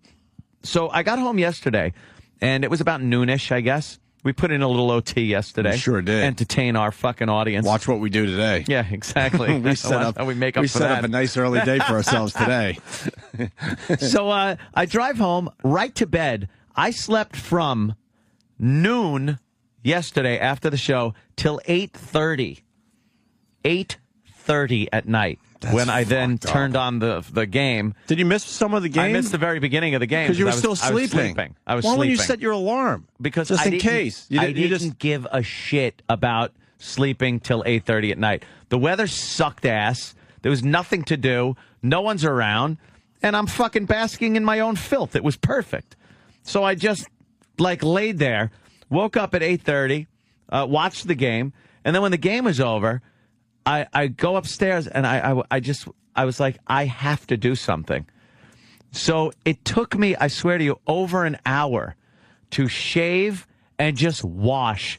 You ever do the shampoo your hair thing where you can't even work up a lather for 2 rounds of shampooing? Jesus. Where it's just grease you gotta do in your hair. A double dip. And the shaving took forever. And then, you reach a point, gentlemen, where you're worrying about, clipping ear hairs and nose hairs. I don't like nose hairs and, eyebrows and ear. So I make sure all that shit comes off and everything. So it just took forever for me to get basic hygiene done yesterday. I went through a set of batteries in my razor, my electric razor. I had to go downstairs, fucking balls hanging out to get AA batteries. Do you got an old school electric razor with I got one of the three new things? Ones. No, the Norelco one. No, I got a new one that works really good. I don't use a blade. You got the disposable fucking electric razor thing yet? No, I got the one you snap that fucking head off and you brush a little off of there and you snap it back on. Oh. What? You know the disposable razors? Yeah. Now they come with a battery. You put a battery in them. I don't like a blade, though. And then it fucking vibrates, and man, that motherfucker does the job. What's the company that makes those? Do you put it under your glands? On your dick? Under your glands? I shave everything. The head is called the glands. No, I don't shave everything, but you gotta keep things nice. No, I needed to go 2 separate razors yesterday. I reached a point where I needed the clippers. Mm-hmm. The little clipper things that people use to shape their beards and things. I had to use that to get you trim it down and then big hairs off, right? And then use the electric one. That's how bad I had fucking left. I was fucking Howard Hughesing it. Yeah, you were. I was that fucking bad. I think it might be the Gillette. This fucking disposable. Oh, look at that. Oh no, thing. that's a little different, but it vibrates. But it's the same. It's the same idea. You got the replacement blades. It's got 5 blades. Yeah, it's got 5 blades and a battery. So the whole thing just fucking vibrates. It makes shaving so easy. That's very scary. It does the job. Does really. it cut you up, though? No, not at all. Ah. Not is that at what all. you use, Sam? Yes, it is. I used to you get razor bumps, so shut up. Yeah, it's because of your heritage. Yeah, coarse hair. Grown men heritage. are talking, Sam. Grown men are talking. Yeah. I'm a big boy. Grown men are talking. Yeah. Patrice O'Neill has entered the adults the are studio. talking now. What's up, Patrice? How you doing, Patrice? What kind of razor blade do you use? What kind of shaver you use? You hear these new ones that hair clippers. I don't use. Yeah, I can't use. hair I don't use a blade either. Yeah. What an old Use school. like an electric razor. An old school electric razor. The kind that you Help us out. Go to get a haircut with. Little trim. There's trimmer. What, the big fucking blade? It just goes into automatically racial, but it has to be. I try to, try to wait till later till something comes up. But we can't even talk about fucking shaving without it being racist. It is. It's just But it is. Everyone knows that. Yeah. Black people get the hair bumps if you go too close. Yeah, but if we say that, it's racist. But it's true, right? The it hair, does happen. The hair grows inside if you don't. Yeah, if you shave get it ingrown too hairs. close. You So get close with a razor, though, with an electric razor. That's pretty good. You don't use one thing that we use, which is, some white guys might, but it's the line to line your shit up. So I use the thing that you line your hair up to shave my face. You got to do it every other day. but I don't get bumps. It's very close. Yeah, that's you don't good. you don't get bumps. Right. But I don't use a blade. I don't like And fucking blades. There's the razor right there. No, fuck that thing. What's it called? I want to turn some of the guys onto this if they haven't heard of this yet. Well, that's the Mach 3 power, and then the one with the one more blade is the Fusion power, but Gillette makes both of them. Wow. Mach 3 was good enough for me, I think. Or maybe I'm using Fusion. I don't even know. You gotta get the Fusion. Check it out, guys, it's if you the haven't seen upgrade. this thing yet. It's a lousy AAA battery, which lasts for fucking ever. And then the blades themselves are disposable, but they give you 5 with the razor. Wow. I was just talking about how if especially when only when you're alone in your house and you know no chicks coming over or anything for a few days or anything like that. Like I just had given up on the routine of like hygiene. You ever just fucking lay in your own filth and you're just like, fuck it, I'm not going to shave, I don't care. And yesterday it took me like an hour to get myself back in order. It was that fucking like bad. I had to look at myself in the mirror and just go, you fucking animal, get in there and do some work and clean your ass up. I've done week-long experiments. Week-long experiments, right? Experimentation. Same draws, same like- jerk-off draws, same hair, no hair. Just You go to bed and no shower. You go to bed and you put your head on the pillow and then you interlock your fingers behind your head and you just go, oh my God. And you I laugh. Fucking, You just laugh at how much you stink. That you're fucking just in your own filth. You ever get a whiff of your own ball bag after you haven't showered for 4 or 5 days? And you go, that smell is not coming from me You know right what it now. is, though? And the truth of the matter is, and I don't care, but people could lie about it, though, you don't give a shit about your own stench. You just don't care. No. You can appreciate how bad it is and go, wow, that must really be bad. It could get to a point where you're kind of embarrassed, even though you're the only person in the room. Yeah. You're exactly right. When you're pulling the covers up over your shoulders and that breeze comes up out of the covers and just picks up stink. I've smelled like the porno store before. Like Jesus. I've gone that long and like the and just porno had that store. much mess. Just a mess. Just stinking. Sometimes you just don't want to. You want to break the routine of just. I do this every fucking day. I'm going to take off from myself. I'm going to take a few days off. I'm calling in sick from myself. That makes sense. You just fucking My watch underarms TV. never stink though. My underarms never. I think I've destroyed. Like I've clogged up my underarm. I've done so much chemicals on them that it'll take years for there to be a smell coming from my underarms. You ever destroy your own T-shirts? And on what level? Just like because what Ant's talking about. Like you get a white T-shirt that turns yellow under you the blow arm. off the deodorant and stuff for a while, and you fucking, and then you look at It's fun to do, You just man. destroy your T-shirt. It's fun to have a week off and you olive just oil go, coming out of me. Yeah. Fuck it, I'm not gonna wash. Fuck it. All right. I had no one coming over. I didn't give a shit. That's all right. Patrice in studio. Let's go to Bob in Philly. Bob. Hey there, Bab. No, it's Bub, you silly goose. Oh, Bub. Whatever. Anthony, I just wanted to check in and see how your pussy's feeling after that ass-whooping of a homecoming dance rape last night. Shit. What do you think? I'm going to sit here and try to talk smack about the game last night? Your fucking pitcher, Bruce Lee, was fucking fantastic. He shut down the Yankees. He did the entire game, pitched every inning. How many strikeouts did that motherfucker have? How many strikeouts did that motherfucker have? He was 10. brilliant. That one catch he did from the mound where he pitched, the ball was popped up, he didn't budge, stuck his glove out like Bugs Bunny and fucking caught the thing. Then that behind the back bullshit. That was an amazing play. I don't know what that was. The guy was just a fucking... He was unbelievably good, and he had probably the best, like being in the World Series and pitching like that was probably one of the greatest moments in his career. So, more power to him. What am I going to do? Talk smack? Pressure's on. You guys need a win tonight. He shut everyone down. Jeter got a couple of hits off of him. A-Rod looked like the good old postseason A-Rod we all remember, not doing shit. He went, they didn't really need him in the. They need him in the World Series more than they needed him before now. Well, that's just it. But so he this can't guy, be going look, 0 for 3, we're 0 talking for 4 with 3 strikeouts. Look, all I know is CC Sabathia is fat. He is a just shows you that baseball is barely a sport. Baseball is barely a sport. Can I play baseball? That fat motherfucker. He looks like one of those old caricatures of a pitcher where he's standing there and the guts hanging out. And he's just looking to pitch the ball. You know, he's a big boy. He is a big Don't motherfucker. you have to have some type of stamina? Yeah, no, you know, the pitcher, where you run to first, you cover first, you can do that little jog over to first to cover every so often. Yeah, but it takes a lot of fucking stamina just to pitch that hard. I ain't gonna lie, I'm very happy that the Yankees lost. Yeah. And not because of the Yankees. There's some guys on the Yankees I enjoy. I just enjoy when people who, they just remind me of corporation. Entitlement. Yeah, and I'm really happy when they lose. Especially now that they're supposed to. Nothing could be better. And I hate baseball. Yeah. Nothing could have been better than that 3-game comeback. Just the pain. Oh, the pain of the I hate Red fanatical Sox coming back like fanatical fans. Yeah. I know I wasn't fanatical when the Patriots lost when they went 18-0.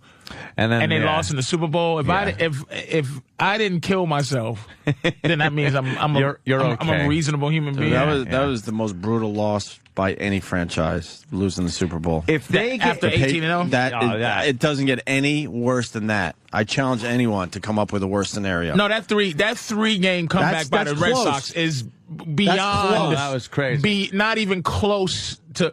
That's beyond pain for the loser of that one. What about Brady? He's 18-0, loses the Super Bowl. They got 3 Super Bowls under their belt. This is Boston. I'm not talking. All right, but I'm talking the individual years.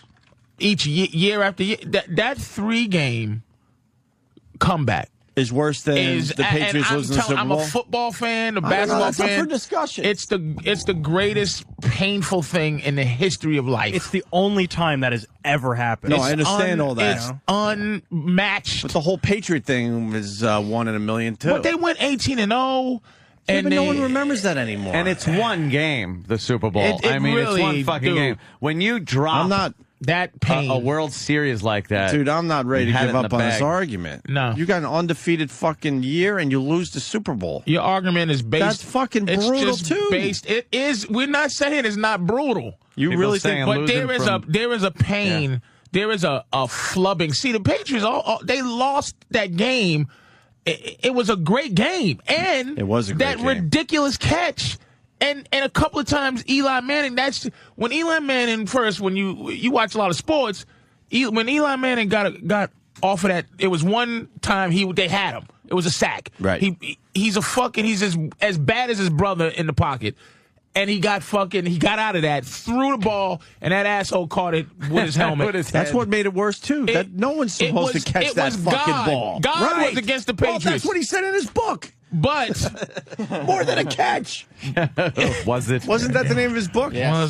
More than a career. That motherfucker got booted out. So thanks for nothing, right? Wins him a fucking Super Bowl. You think they would let him hang out a little longer? Goodbye, asshole. Yeah, even though his skills might not be there, you kind of let the guy. It's a business. You kind of let the guy hang out. You have to be loyal on the artistic end, like the players and anybody who's the employee. Got to be fucking have some honor and some loyalty. But the big bosses, man, it's bottom David line, Tyree won that game for them. Absolutely. And they fucking cut his ass. Plexico, too. They didn't fight hard for that cocksucker. He won the game. Ass. He won the game, Plexico. Hey, people are reminding me, thank you, and I was living in Buffalo at the time, 4 Super Bowl losses. Yeah, but 3. That's fucking rough, too. That's a millennium of mediocrity. They made it, but they were the best in a weak division. And they were a great team, that Buffalo Bills team, but look at the Norwood miss when they were supposed to win. Oops. Yeah. The one that was based on fucking Pet Detective, Ace Ventura. Oh. That was based on that fucking Ace Ventura shit, that fucking Scott Norwood kick, that dude. That was painful. That's up there. So wide right could be up there with the Red Sox thing. No.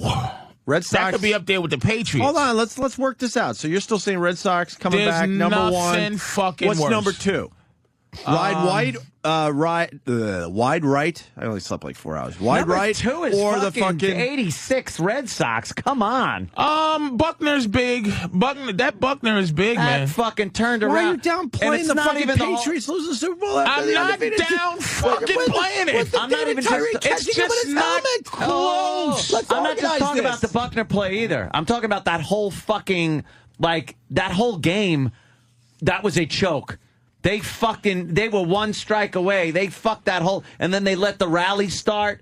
If that was just Buckner muffing one thing, that wouldn't have mattered. That encapsulates that was a giant the pain meltdown. of it. Yeah, and it made that curse. Yeah. And you had a young Roger Clemens, and it hurt. And some people will say Bucky Dent or whatever. There's things, and I'm trying to be fair to like and think past just Boston and shit like that.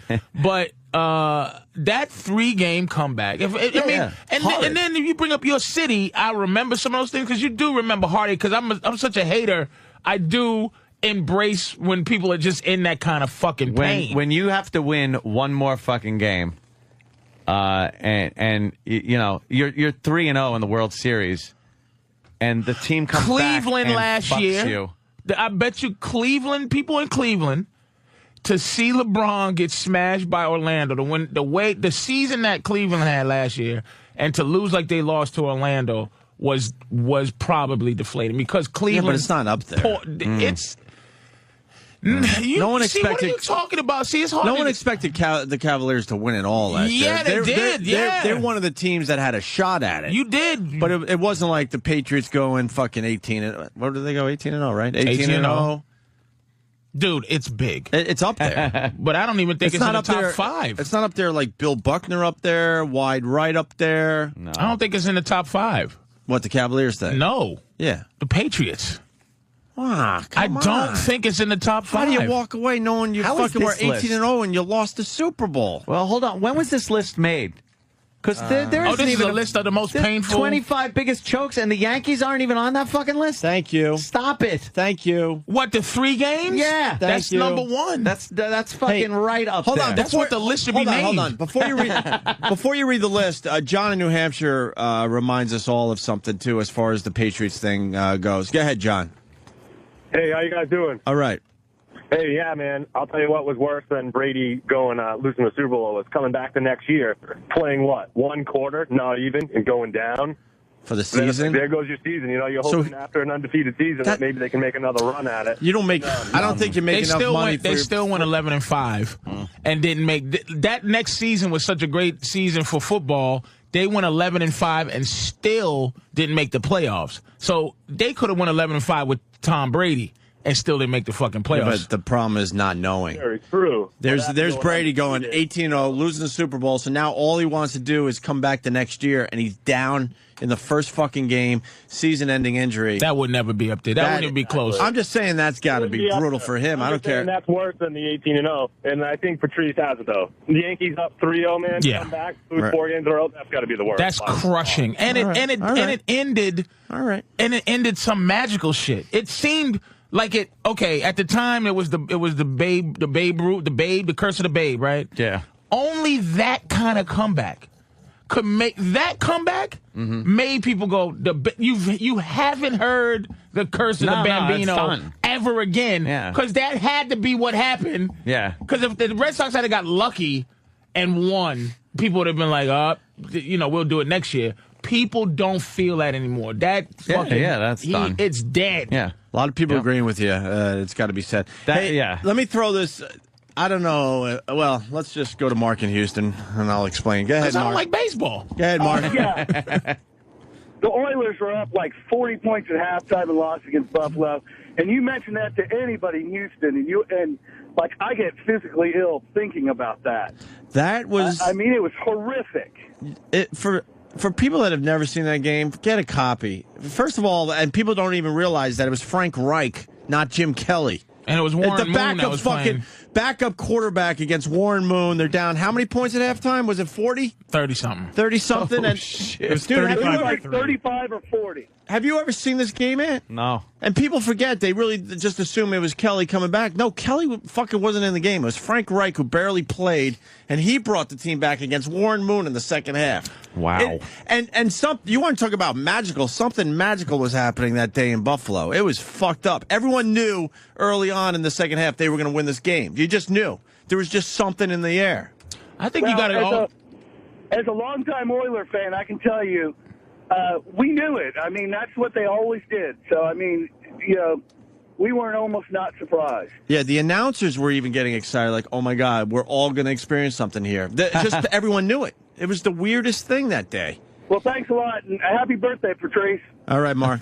I remember that game like it was yesterday. Jimmy's not here. I think that also you have to something that you can't watch. Now, there's no way that somebody who's a Yankees fan could watch any game that had to do with that 3-game thing. No. Yeah. I can't watch the 18-0 Super Bowl. I can't watch it. Maybe I was affected by it. Yeah. It was emotional. Maybe it was so disturbing that it was like like you've been raped and then don't remember or touch funny as a kid. I can't watch Christian Laettner's turnaround jump shot. To beat Kentucky. I can't. College basketball. Close my eyes and turn the TV off when I see that. I hope he misses every time, and I still see it. Full court pass, grabs it at the foul line, turns and shoots. Right? I can't. That's the play, right? He does a fake. It is. I can't watch that. That was personally. not supposed to happen. I can watch. It just wasn't supposed to happen. I can watch Bill Buckner. I know there's people that can't watch Bill Buckner. That they just can't. Behind the bag. Oh! But I can't think of anybody. I'm trying to think of. It's so unfair this Northeast thing. I know there's a lot of pain. I was in Canada and they said there was a hockey game that no one in Canada can watch. The Canadians did something and they can't, or the Edmonton Oilers or something. They can't fucking watch. There's some things you just go, oh God. Yeah, I don't know. I can't watch any clips from last night's game. It's annoying the shit that all they're doing is playing these highlights from last night's game. You weren't supposed to win that game last night, though. It was just one of those games. Look, you got to come back tonight now. Cliff Lee on the mound. It's amazing. What'd you say? What'd you say when I came in this morning? He's supposed to be that good? No, this guy was, and not only that, he was cocky and fucking like smug.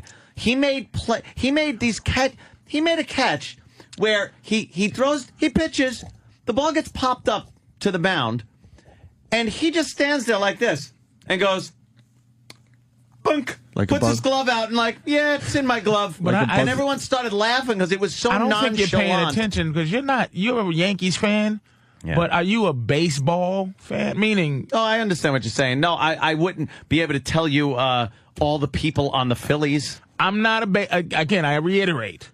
When things transcend past your giving a fuck level, your meter, I know that people are not... Philly is as good as the Yankees. Oh, and the only thing they're saying is maybe the pitching. Their pitchers are great for Philly, but they haven't been great lately.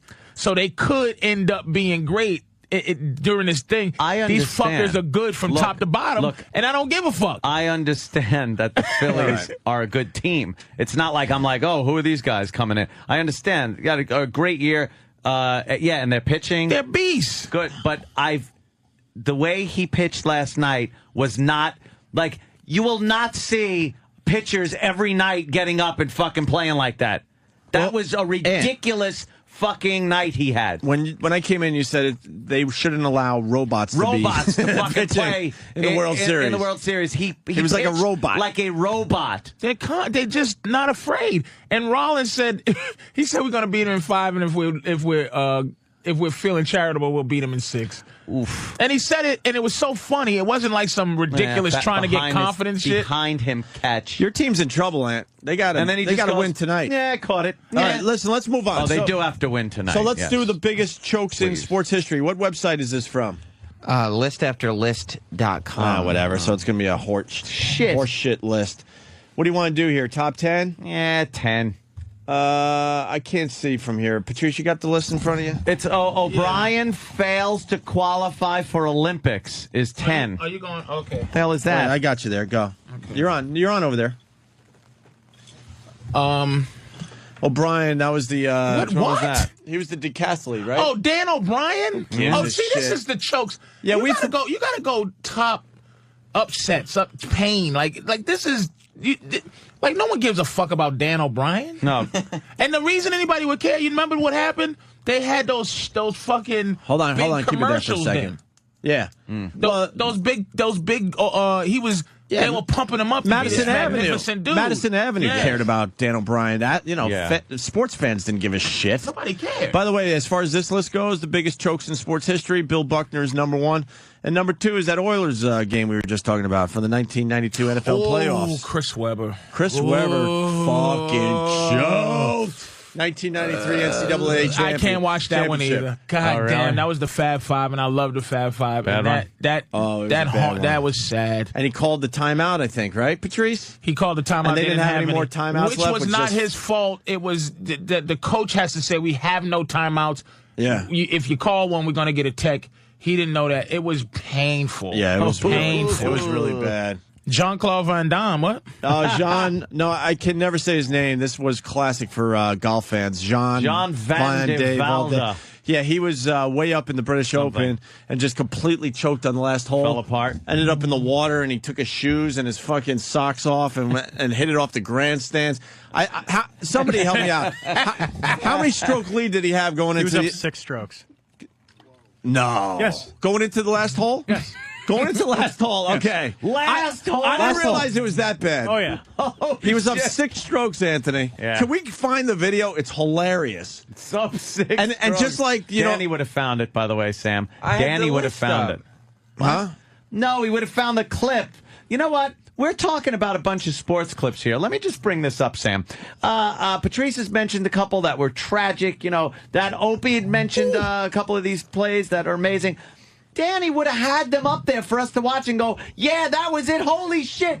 What are you looking at? Porno? No, you said you kept the list up forever. No, Danny would have minimized the list and then hit us with the videos. I bet you if we were talking about great wrestling moments, you would have had the clips ready to go. Yeah, please. That's what he's going to add on the list. Hey, Hulk Hogan loses to King Kong Bundy at WrestleMania 7. Right. Anthony, Kevin from Connecticut writes, Hope you're thinking about the movie Happy Gilmore. No, that Happy Gilmore thing actually happened at the British Open in, what year? 1993. Wow, that's brutal. You got to see that. You've never seen this? The last hole. No. I didn't realize it was never going to see it either, by the way. I thought it was 3, maybe 4. I did not realize it was 6. He hit it out of bounds off the grandstands. He fucking was in the water, up against rocks. He just folded. And everyone's like, what the fuck is going on? Why don't you copy-paste the guy's name from the list instead of Greg Norman being there? Oh, boy. Are you panicking, Sam? Copy-paste. You forced him to do something that he just... Yeah, because this guy's not going to have a lot of videos. Yeah. There's going to be one video for this guy.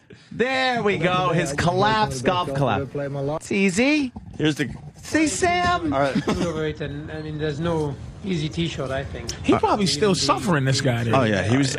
British Open, too, man. One of the majors. He's got... All he has to do is fucking... It's just if he gets a triple bogey, he still wins. Triple bogey, he wins, yeah. Here's his drive on the 18th hole. Could take as many as 6 shots as many as 18th and still win. The driver was a brave choice of club in such a brave choice, don't you know? Lying well. What a fucking wanker. So the drive was even okay, right? Now surely was the time to... What, does he dunk it in the water? No way, come on. This. I love this. Come on, it's the so drive bad. was even okay, considering he was 6 strokes ahead. This is douchey. Why don't you maximize the screen a little bit there? You got The it. option was Thank you. to wedge down the left side and then pitch it on the green and two-putt it or straight-putt it and walk off with it. He's looking over a little water hat. It's like a little fucking puddle in front of him, by the way. Here's his second shot. This was the D'Artagnan. Up by 6 shots to win the British Open. Okay, It watch was this. here that the tragicomedy began. The tragicomedy. Most balls that hit grandstands stay there. The result from the ricochet was unfortunate, to say the least. I didn't need to go for glory. That wasn't something absolutely wrong. Can you stop that for a second? This is absolutely why I've traveled, right? Yeah. This is absolutely why fucking America, no matter how awful it is still the best. Yeah. We know how to make drama. Yeah. Like, other people don't appreciate drama. They go like, oops, here's where the tragic comedy. It's like somebody would go, oh, this motherfucker is falling apart. Yeah. You dirty, rotten We're piece of watching shit. this guy destroy himself here. He's like, oh, that's unfortunate. And they're letting him, Yes. the interview, they're allowing this guy to just go, yeah, to brush it off like it ain't the worst thing Yeah. that's ever happened in The history. most horrible thing. Yeah. People are saying, Travis, he was only 3 strokes ahead, not 6. I just heard him That's say. fine, whatever, Sports Illustrated says one I heard him thing, say. instant I heard feedback says the another. announcer there say he's got 6. Oh, he just got chances here. I think he just has to get a 6 on the last hole. No, I think. All right, let's find out. So then his second shot is in deep fucking, you don't get out of it, type He's in grass, some fucking rough weeds. shit. Still had The shots jungle. to spare. Surely good sense screamed for a chop out, chip, and 2 putts. Right. Chop out, chip, and 2 putts. With the neurons apparently misfiring, the humour from here was all gallows, or more appropriately, guillotine. High up as it goes. All right, here's his Walking third on shot. water, now his hopes would sink in. Watch this. All he has to do is chip this out of the Chip deep it out. grass. It went into the water. Now he's looking very depressed. The people are laughing. Oh, water. shit. People are laughing at him. This guy is having the worst. You are watching a man having the worst day of his life. See, most people don't give a shit about golf, unfortunately, He hit it sports added fans. jazz, Spanish guitar. Yeah. But let's be honest, this could be the greatest collapse right here. Now he's in the water without He took shoes his and socks. Shoes and socks off. He's in the water. His ball is there. Now he's got a hit from about 4 inches of water. Right. How does he fucking even think he's going to Oh, do that this? must be his wife, just pussy drying up. Yeah. Pussy drying up. I think he. What did he do? I think he just he's taking a penalty because he can't hit it out of the water. His wife's embarrassed. Like, that's his wife. Wait, Gotta be. Playing from the water, Van der Velde dropped into more trouble. Now he The has to French drop into assisted more Bonnie shit. Prince Charlie, Van der Velde was now making his own contribution to the Tarzan cause. Parry looked on, bemused. Oh, my God. This guy fell apart. And now he's got another shitty shot from the rough because he had to take it out of the water and take a penalty. And now? In the sand trap. He just went in the sand trap. This guy fucking. Now Van der Velde had to haul from sand to secure a French triumph. The crowd, disbelieving and sympathetic, were watching one of the most dramatic. Oh, you got a face like I should stop beating myself in the head with one of these clubs. Yeah. Oh, this poor fuck. Now he's got a hole out. Parry planned a glorious climax to follow the gore of his miserable back nine. Patty was the guy he was obviously playing with. And he didn't mind. Oh, shit. And Patty puts it in from the That's the sand guy. trap. That's the guy who he was playing against. He just put it in from a sand trap. Right.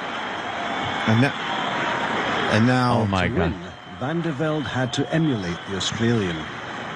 He had to just do the same thing, chip it out, and get it in. Chip it in from the sand, yeah. Can he tie after? I don't remember anymore. We'll find out in a second. It's been a long He's time gotta that I even chip thought it about out. this. So now he chips out of the sand, and he's about. Now a playoff was assured. Leonard hadn't expected a second chance. Laurie had been 10 shots back at the start of the day. Now could John join? He lost a 10-shot lead. He's got to putt this in for a playoff. Right. Where is he? About 4 feet away from 4 or the 5 pin? feet. 4 feet away from the cup for the tie and a playoff. Right. Here he goes. And here's the putt. The putt. So he makes the putt, and then followed the madness. There were 3 men in a 4-hole aggregate playoff. and then he goes to the 3 men. playoff and loses in the playoff. He threw his shit. Did you see him throw his club? Dude, he was very angry. It is a massive collapse. Oh, my British God. Open, 1993. Look up the video. Has Unfortunately, he won anything since? Did he play again? It took him 7 years to win another major tournament. Yeah, that was it for him. Oh, that was it. It is. It's an amazing piece of sports fucking footage. For him, that's probably number one. Yeah. I think for a lot of people, but unfortunately, golf's not that as big as these other sports. So yeah, choking in golf to me is amazing. It's you can only choke in golf after you've been playing amazing. Like to hit that ball in that little hole and then you go, that's not choking. No, that's like choking at darts. Like all you had to do was get the bullseye to win. Yeah, but he couldn't do. Like get the fuck out of it. Hobbies don't count. I was on a dart league though. I did choke few times. No, you don't get to say choke. Very good. And there's a little more info on what Long Island. It's mandatory. There's a little more info on what we just saw. Dave in Westchester. Dave. What's up, boys? Hey. So, 2 things about that Van de Velde choke. 2 weeks later, somebody he had made a comment that said, "Geez, I could have made 6 with my putter on that hole to win the tournament." And they all laughed. Well, 2 weeks later, on a bet, he went to the same hole and made 6 playing the hole with just his putter. Shit, that was a little too much pressure for him. Yeah. Here's the worst part about this whole thing. If you look, the guy who writes the name on the trophy for the British Open already had half of Van de Velde's name on the trophy. So, I who won the tournament, you can still faintly see Van de Velde's name underneath because they had half of it already carved into the trophy. Yeah, so they had to rub that out and put the. I don't even remember who won it that year, to be honest with you. I think it was Paul Laurie. Okay, yeah, but there you go. Thank you for that info, Dave. I appreciate it. Dave from Westchester. We should take a break, but there you go. Patrice O'Neal. Are you promoting anything, Patrice? Yeah, where are you going to be? Where are you going to be at? Where were you off to the last time you were here? Did it go well? Oh, yeah, it went pretty good. Bananas, right? Poughkeepsie. And I'll be a couple of places coming up my last few performances of the year before the holidays. And take the rest of the year off? Do you? And I just mellow out? And I'm going to put on my... I'm going to put on my answer machine. 2009 is going to be my year. but it is 2009. Yeah, as soon as 2010 comes, I swear to God, every gig I took this year, I said, I'm not taking because I'm going to get something. Yeah. If I didn't, I'd be a homeless mother. I'd be sleeping in this studio. Yeah. I'm telling you. So I've got a few things. Stress Factory coming up. Yeah, all right. Bananas and we'll figure it all out. All that shit. Hey, we got to take a break. This show's going to go by fast today because we got Laszlo coming in today. And we're leaving early. Hopefully we'll leave early. Bill Donahue's calling in about the Curb Your Enthusiasm thing. We'll ask Patrice if he's seen the episode. If he hasn't, we'll explain it to Patrice. Bill Donahue's outraged, and he wants to talk to us today. And you want to squeeze in a Jocktober today, Ant? I would love to. Remember, we can't squeeze it in. It cannot be dismissed. It must be played. We're pretty much done with Jocktober. Tomorrow's the last day. Yeah. That sucks. And Sam picked out a show fave for today's Jocktober. Today's a very special Jocktober. Yes, it is. Yeah. Oh, yeah. It's going to bring back a lot of memories. Oh, cool. 2 guys just like you and I, my friend. Really? Just like you and I. Yeah. Just 2 guys. Just 2 guys. Yeah. You'd think they were married, though. Oh, boy. All right, we'll continue. Opie and Anthony and Patrice O'Neal. Opie and Anthony, Patrice O'Neal sitting in for Jim Norton. Jimmy's going to be on Leno tonight. Oh. So please watch Jimmy on Leno tonight. I know a lot of you are going to be watching the World Series, but you know what? Take a peek and then go back to the game. Oh, yeah? At the very least, take a peek and watch Jimmy's segment tonight. He's doing uninvited guests, so those things are just kicking ass, especially for Jay Leno. Patrice O'Neal's going to be at Bananas Comedy Club in Hasbrook Heights this time around. This is down the road, Patrice. All right. You know what? Big Mama Prod's on Twitter, and Patrice will be telling you where he's going to be at. That's what you should do. Go to Big Mama Prod's on Twitter. And I saw your tweet about the Vikings-Steelers game. Oof. Fucking it. That was the game of the week, though, right? Oof. You liked? Oof. Maybe we shouldn't talk about it. It's 4 days ago already. But I'm just saying, can I just say that Adrian Peterson was an animal. Is that his name? I First think name so. Adrian? I don't know. For the Vikings, the running back? Yeah. Oof. I just was relaxed. I had to let some kind of emotion out when I saw that fucking animal hit that dude Gay. His last name was Gay. Gay. And knocked him straight. Yeah, but the sadness is, you see that little simple thing? They couldn't even say that on SportsCenter ever. Like, nowhere could a dude just get that pain out of going, he straightened Gay up. Couldn't even say that. He hit this guy in the mouth. This guy is a fucking animal, dude. He's the baddest motherfucker. And I'm telling you, clips love football. I've never seen a clip. The only clip close to that, is Earl Campbell hitting a motherfucker in his chest. Earl Campbell has a clip like that. This will go down as one of the greatest all-time offensive fucking blows ever. He hit this guy in his feet fell off the ground. Maybe we'll see it. Wow. Earl Campbell's hit is one of the greatest of all time. When he put his leg up. This ain't it. Here it is. Wait, no. Here it is. Boom! That's number one. But Adrian Peterson hitting Gay in his mouth is number 2. Hitting Gay in his mouth. Is that clip anywhere? Oh, if you could. It shook my bones, man. That was a great game. Oh, my God. What a game. What a fucking game, man. I have to say Adrian Peterson. I have to say that dude, man, we get to see somebody that's going to, We're talking sports a lot. That means it's a good sports year or something. Because we don't talk sports this much usually. The greatest time is here. It is. Blam! That's knocked him. That guy's name is Gay. Boy, he didn't. Did you see what he did with his legs after he hit the ground? I think he still thought he was on the ground. Look at his legs. And then he just stepped over him. He walked on top of him. Look, he stepped on his chest. Did you see Gay? It's just monstrous, dude. Gay's like pedaling like he's on a bike. He doesn't know where he is. Like a bull, he went over the sky. It's just, you don't understand that don't happen. And Gay didn't understand it.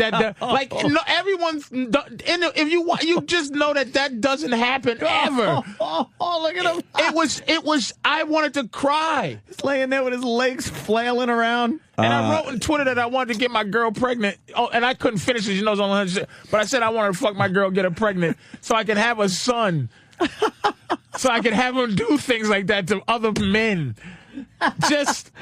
I can't do that to other men now. I'm fucking 40. But that fucking just to have a son. Can you imagine how proud you are as a father? Oh, wow, that guy got laid out. That guy ain't moving.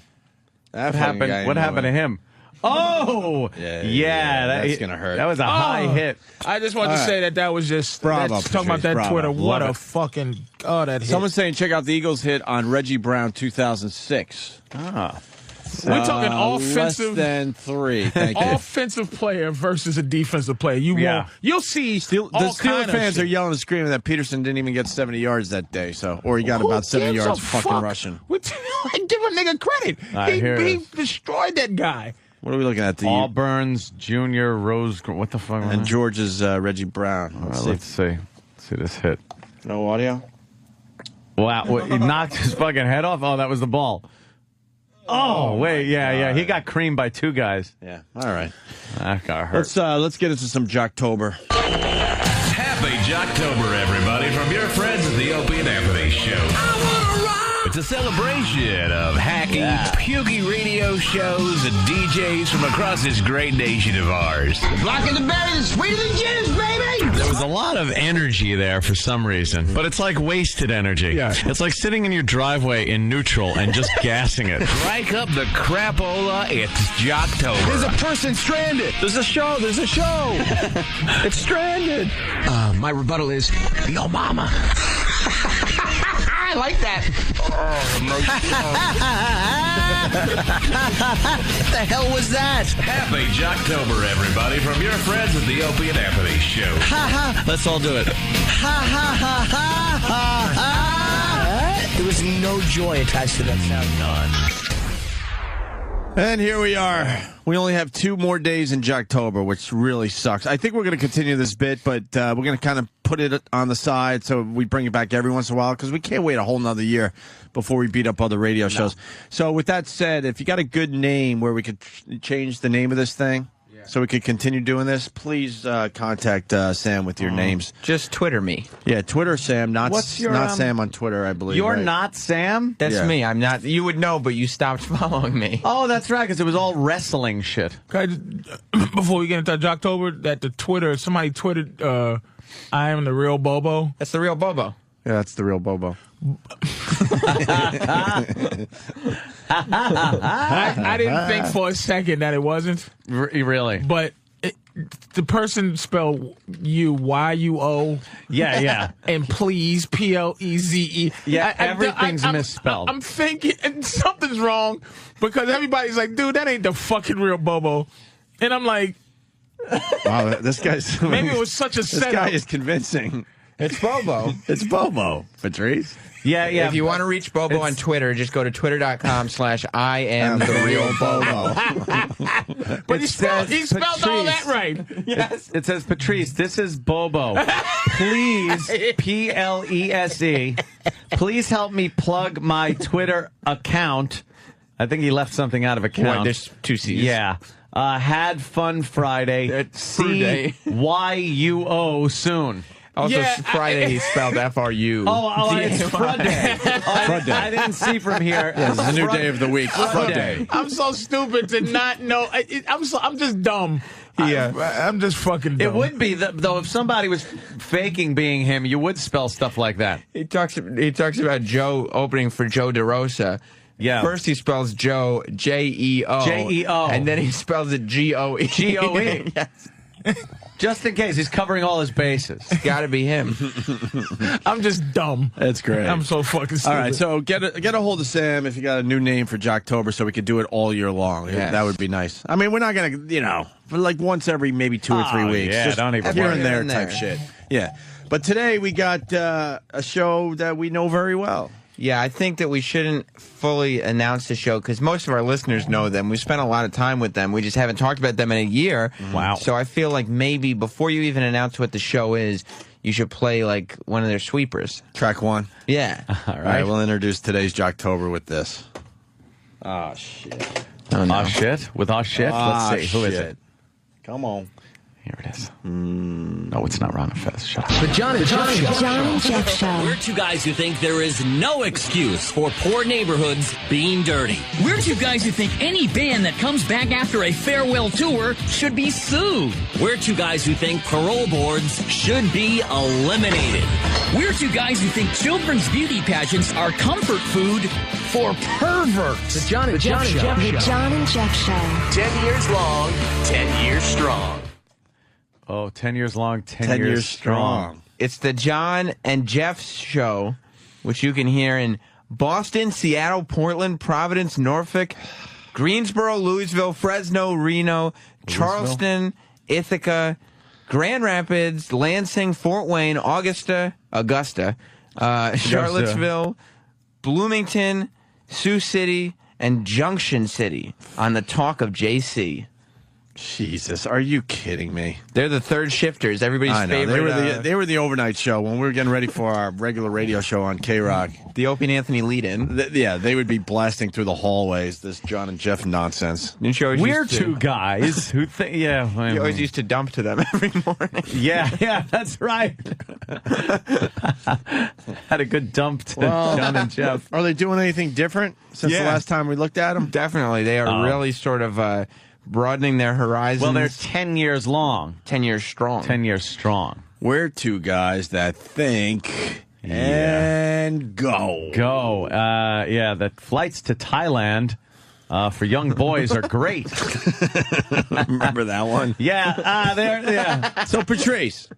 Dude, this is a guy. Look at this picture. Yeah, look at that. Without even our help, you tell us what you think, in your honest opinion, is going on in that photo. He was doing a radio show about the Vietnam War. Mm-hmm. Yeah. And he was going back to apologize to some of the mother's daughters. Yeah, he found the daughter of Kim Fuck, who was running after the napalm strike. He found the daughter. He found a girl in the sea who goes, "What are you, a fucking fag? What are you, a homosexual, Taylor? He found the daughter of the woman that threw the pointy hat in the chopper in Apocalypse Now. He found the co-stop casualties of war. I want you to put a skid up her ass. Oh, my God.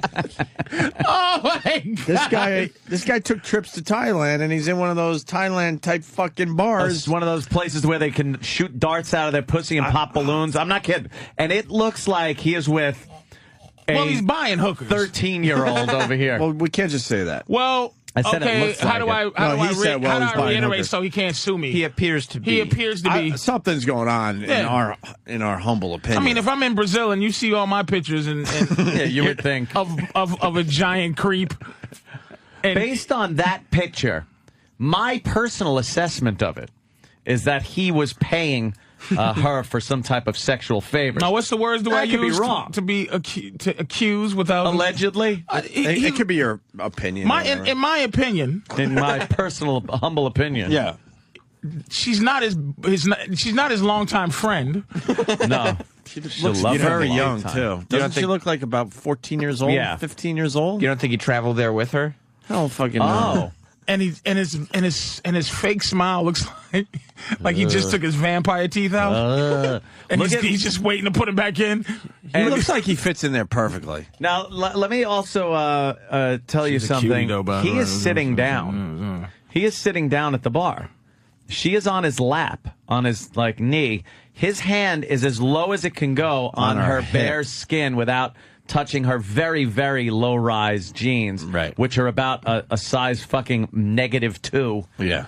If they're even jeans, it might be a little skirt or something. She looks like she's starving. And there's some alleged hookers on a swing in the back. Yeah. The background's a little blurry. On auction, by the way. Yeah. Now, let me say... There's two girls barely dressed, on a swing behind him. If this guy, all he has to do to just be a dude and be cool and have nobody fuck with him is go... yes, I'm doing what you allegedly think I am doing, and you could never say anything to the fucker. At least it ain't a boy, motherfucker. Yeah, I'm doing what I do, you cocksucker. Yeah. I'm feeding this girl.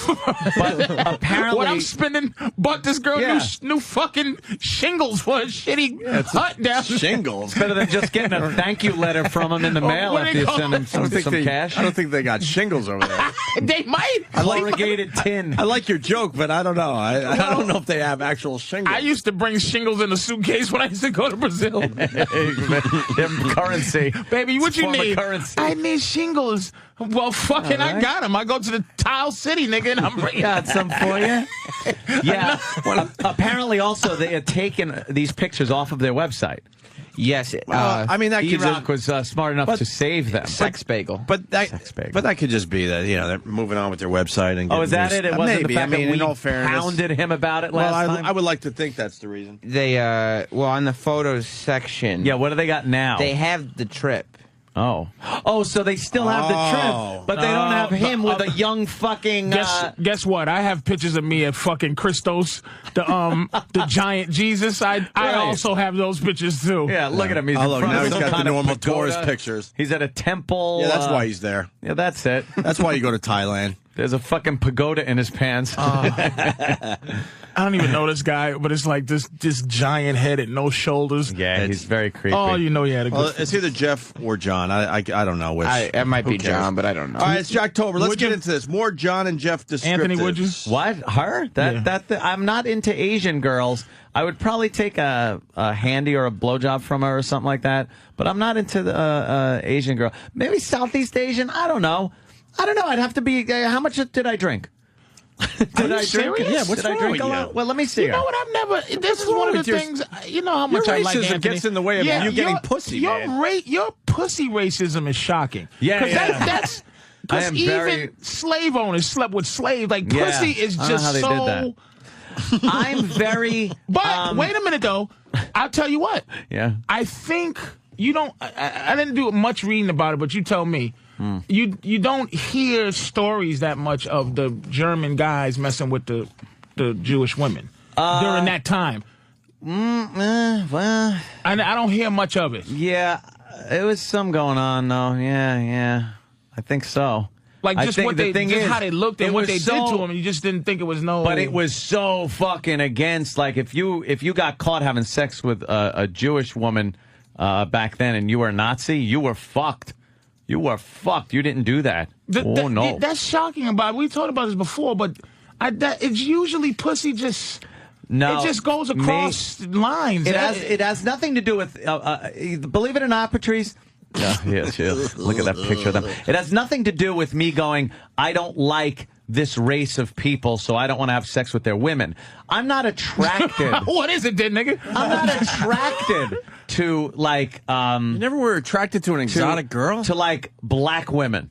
Like, there are some that are really hot, but they got to be, like, mocha kind of, like, tanned white women, black women. I don't like fucking, hey, white boy, you best fuck me good. Mm-hmm. Like, fair enough. Walmart, big ass. Fucking, I get it. I get that. But sometimes you just come off like, I'm not going to fuck anybody. Like, you thought because that's a young looking skinny chick that I would be all over it. Yeah. Yeah. But Asians, to me, yeah, I'd like to see it naked. I might, scrap one looking at a little titties or something. I'm not a giant Asian guy where I flip out. But again, I think Nicole Kidman is one of the biggest. She's not Asian. But I'm saying I understand what you're saying. It's like for me to like a white girl, she has to be like where I go woo. Like Nicole Kidman is one of the biggest publicity stunt beauties I've ever. Or Gwyneth Paltrow. They just look sickly. Yeah, you don't they like look translucent. Yeah, you pick two that most guys want to be jumping up and down about. I hear people loving Nicole Kidman. Nicole Kidman. What year is this? No, they're not anymore. I'm saying, I'm just saying. Her face is frozen. Get a picture of her. She did so much work to her face. It's frozen now. I don't get it. Look, we got to move on. I like a pale girl, though. Okay. We got to move on because we got Bill Donahue, we got Laszlo. We're going to just run out of time. So we can pick up this argument absolutely a little later. But find the pictures of Nicole Kidman. More John Jeff descriptives as we continue. See? That's a wax figure. She's fucking frozen in time now, man. Oh, my God. What the fuck's going on there? That picture should come with a warning that your house is built on top of a graveyard. It's like a Stepford wife. A Stepford wife or something, right? She should be in the Pirates of the Caribbean down in Disney. Oh. Yeah. So your boys, I just want to say that picture of your boy, he fucking definitely would be a dude if he would just be a dude. Man up and say what's going on. Man the fuck up. But something tells why me you're really going to Thailand. Something tells me he clutches his laptop going through customs, though, going, please don't look at my hard drive. Jesus. Allegedly. Allegedly. we don't know the first thing about these fucking assholes. I just said something tells me. Well, we do know some things about them. Yeah, we know their radio show sucks a dick and regular radio is syndicating all over the country. What's that about, Sam? Opie, if you'd like to know more... Strong.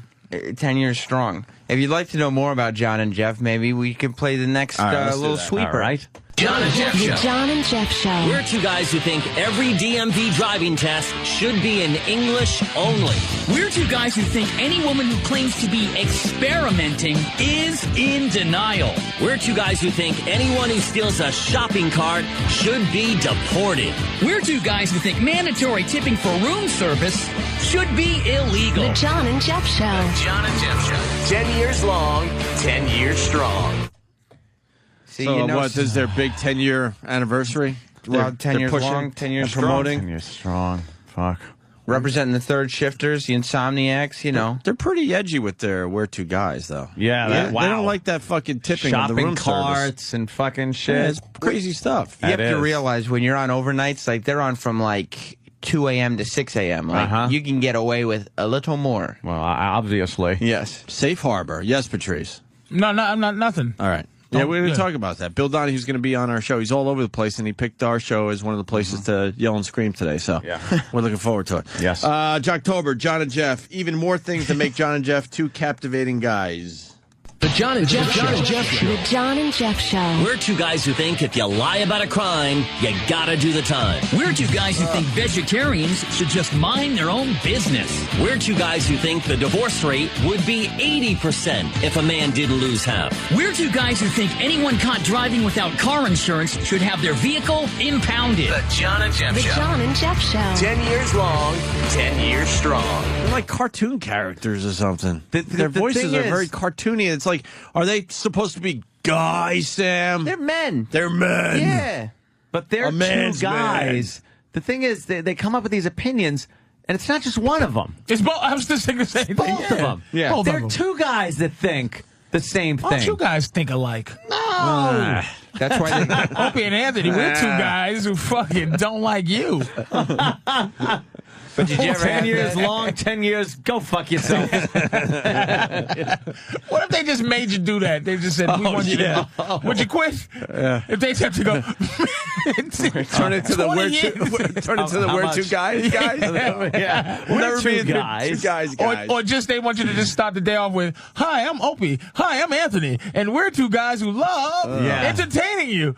For real. And really mean it. Hell fucking no. No, we like it this way. You know. we're two different guys that fucking make it work. What can I tell you? But We're listen, two guys. are they forcing these guys? This is what I'm saying. Are they saying you must good be question. this type of human being?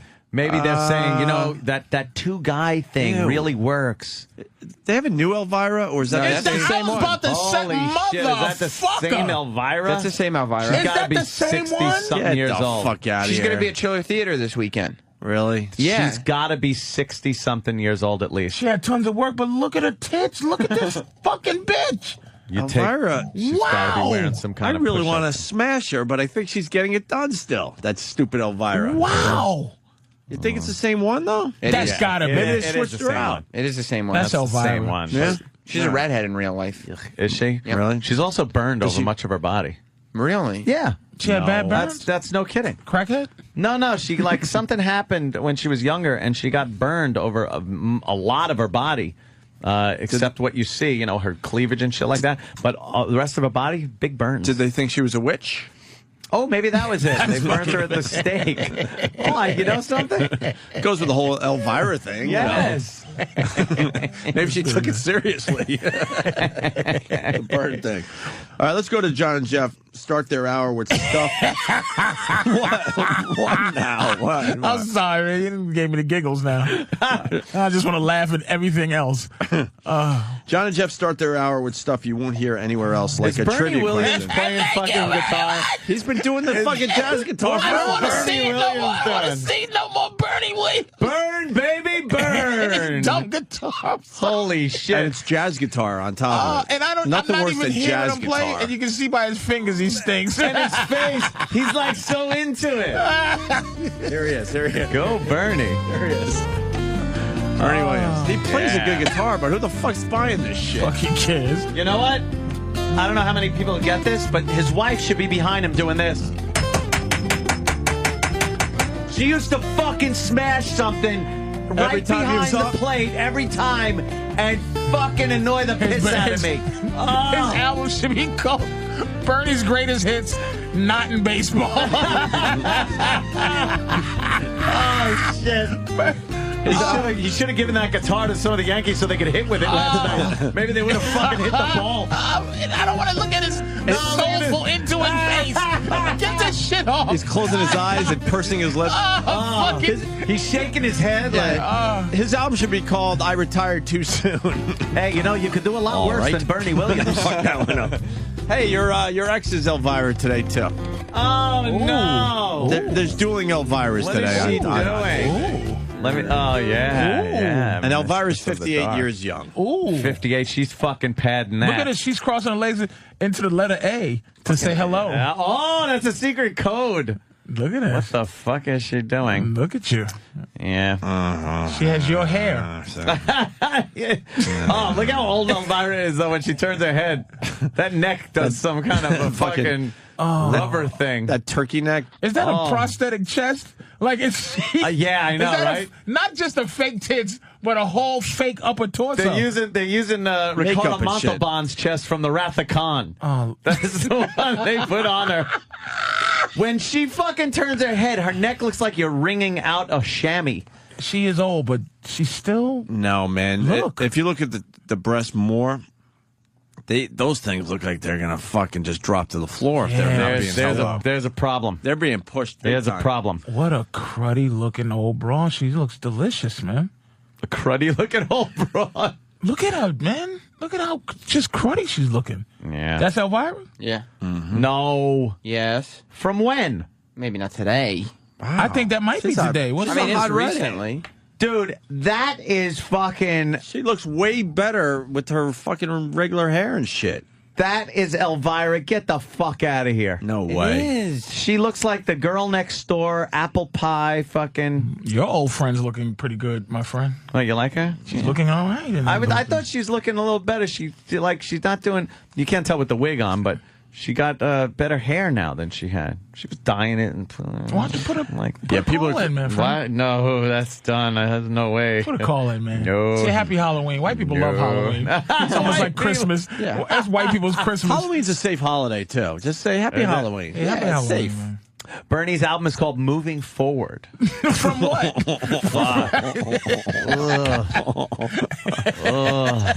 Meaning I wish I played a few more years, but finally I'm moving You know, forward. I've been trying to plan my next special I'm going to do. I've been trying to plan the name for 2 years, and I just can't come up. Like, it's just... Because every name is douchey. I think I'm going to call it Patrice O'Neal Live. Dude. Because these names, fucking names. Use your Twitter. The listeners will fucking come up with it in a second Just for be you. like I'm Chicago. telling you, they'll come up with It's called something. Patrice 5, Patrice 6. Have a contest. They'll come up with it. That's it. Isn't that a great... Just something simple? Right. Patrice, you're killing us with your ADD today. You're killing us. I love it. It's That's great. true. People are calling it WADD today, radio. Oh, it's because they're into what... Oh, my bad. Bernie Williams fucked me up. There's no way we couldn't have commented on that. I know. And I've been trying not to be, but this fucker tuned right into the fact that dumb Bernie Williams was clenching his bottom lip. Bing, ding, ding, ding, ding, ding, ding, ding. Who gives a shit, nigga? And Delicious Elvira and his old friend looking. Let's go back to these two sissies from Taiwan. Fuck out here. Go ahead. And look at Sam. Just like, come on, man. My hard work. Go fuck yourself, bitch. And we got Laszlo outside the studio, Bill Laz Donahue. out It's there. one of those crazy days. There's Laszlo throwing his hands up. He's already given up. Here we go. John and Jeff start their show or an hour off with some dumb trivia. Thanks for joining us on the third shift. We appreciate it. And a special welcome to insomniacs across America. This is the John and Jeff Show, 877-975-6465. All right, America, welcome to the show. Here it's totally open phones. That means more topics, better variety. Stand by for stuff you will only hear right here on the third shift. So there's a lot going on. Grab a cup of coffee, America, and jump on. Dude, you got John and Jeff. You grab your cup of coffee, dude. Grab your cup of coffee. Well, don't forget, Grab a it's cup on of late coffee, at night. America, and jump on live. And John, I've got some stupid, useless trivia here. All right. It's in regards to married couples and wives complaining about their husbands. Oh, boy. Boy, where do we start? Honey, have you taken out the trash yet? Here it is. Here's the question. I'll get right to it. Wait, what is that? I thought there was going to be like a bit there. It's just like one of those, like you can imagine, think about it, like, oh, but you're married now, so maybe you could think, you're sitting at home on the couch and all of a sudden your wife, honey, have you taken out the trash? That's all hack shit. Huh? If you find a good girl, you don't deal with that hack shit. But did you ever have the trash start piling up and all of a sudden? Yeah, we both look at it like, all right, one of us will give in eventually. 2 black eyes later. Huh? She ain't asking. What the fuck? Right. Do you take out? Are you getting nagged by your woman? Not even because you're pretty much married too. Who are you kidding? Yeah. It's just not official with you. Patrice has her trained so well. She wouldn't dare nag But him. she's not nagging you, right? She would if I let her. Yeah. What the fuck is wrong with you? She knows Patrice would just be, bitch, what the fuck are you saying? She's living the life she wants. What are you saying to me? Every time I see her, I no longer now. Here's what she got me. I no longer do anything now. Like when I see her, if I drop something on the floor, anything that knows how to bend, It's broke.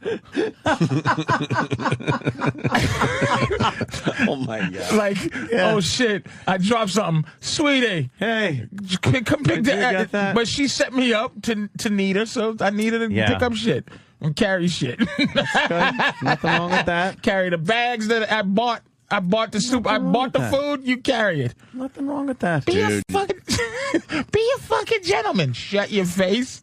Oh, really? And carry bags. When I drop stuff, I'm like, could you please pick that up for me? Pick it up. That's where I'm feeling the age a little bit. I paid $75 for the Olive Garden the other day. Please just pick this up for me. Take the leftovers in a bag in your purse.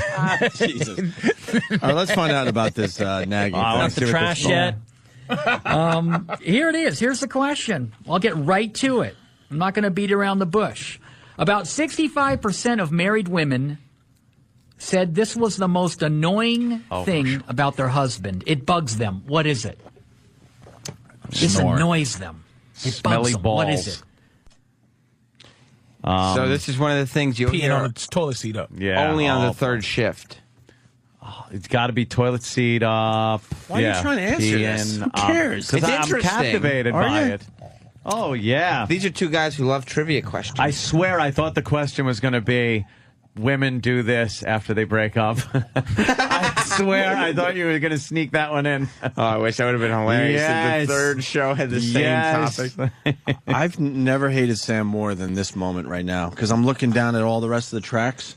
They're all fucking answers to this question. Are you fucking kidding me? That's all we got today? That's what we're going to highlight.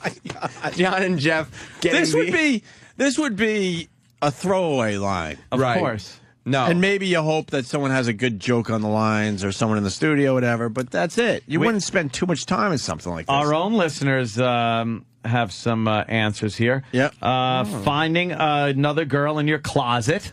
Okay. That seems to be something that they don't like. Very good. Yeah, they don't like that. I like that. Hey, also, there's something else going on, ADD Radio today, and that's okay. We're just going to go with it now, finally. Chris in New Hampshire's got a name for your fucking comedy special if you want to listen, Patrice. Why did I not? Why'd you do this? I'm a fucking idiot. Chris, you got a name for idiot. Patrice O'Neal's new comedy special? Yeah, good morning, gentlemen. Hey. Yes, produced by Anthony Cumia. It could be Patrice O'Neal Unshackled.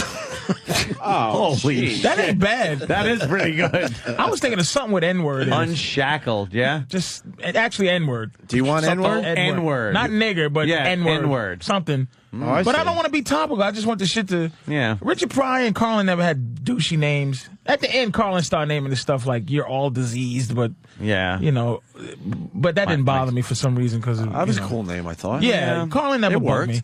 All right, let's get back to the two guys, John and Jeff. They're trying to get the answer Unshackled. to this dumb fucking... I don't even know what the question is anymore. Well, Opie. Oh, shut up. Okay. Dirty laundry on the floor. The old used underwear on the floor. Yeah, why can't you put it in the basket? Because I was trying to do a free throw, basketball style, and I missed. Honey, I'm sorry. All right, I'm like Shaq. I'm like the with the laundry basket. I'm like the Shaq of free throws. That's why it ended up on the floor, along with the other pair of random socks, the underwear, and I don't know what that. Yeah, those are boxers. Yeah, those are the ones that you bought me last Valentine's Day with the hearts on it. John, that is not the answer I have here. So now I'll release it to you, America. Guys, do you know the answer? Ladies, take a stab at it, okay? This is in regards to married men and women complaining about their husbands. About 65% of married women said this was the most annoying thing about their husband. It bugs them. What is it? What am I talking about? And I will say I'm kind of guilty of this as well. And my wife has brought it up. There's no way this is a real radio show. This is on all over the country. 10 years long and 10 years strong, all over the country. How the fuck did they fly under the radar for 10 years? Is there 10 years long how long he was going to talk about that one fucking underwear bit? But did you get it? It's like in the NBA, they have a free throw. Shut it. And Shaq isn't good. So right. He had a concept, but he didn't even have confidence in it. That was off the cuff, believe it or not, I think. Oh, really? Yes. That wasn't written. Just like when we go off the cuff. It's the same Are deal. you annoyed by that one, Ant? No, first of all, everyone knows your maid comes over and fucking cleans that up. So, why? People are losing their Everyone jobs knows that. What? What? That makes you sound a bit out of touch. Yeah. Does it? You don't want to be out of touch. Oh. Remember regular guy stuff? Oh, I'm sorry. Yeah. Relating to the regular guy. They don't have maids out there. You gotta picking up your fucking duty-stained underwear. On purpose pees on the toilet seat because it'll get cleaned up magically. Who cares? Fuck it. I gotta do. There you go. There it is. You have a wash up? Oh, what? There it is. How about that one? No, she's her. Asian. Julie? Jesus Christ. How about that one? Pan face now. Oh, I do not like her. You're talking about anybody. No. What happened? Oh my God! Oh, WADD.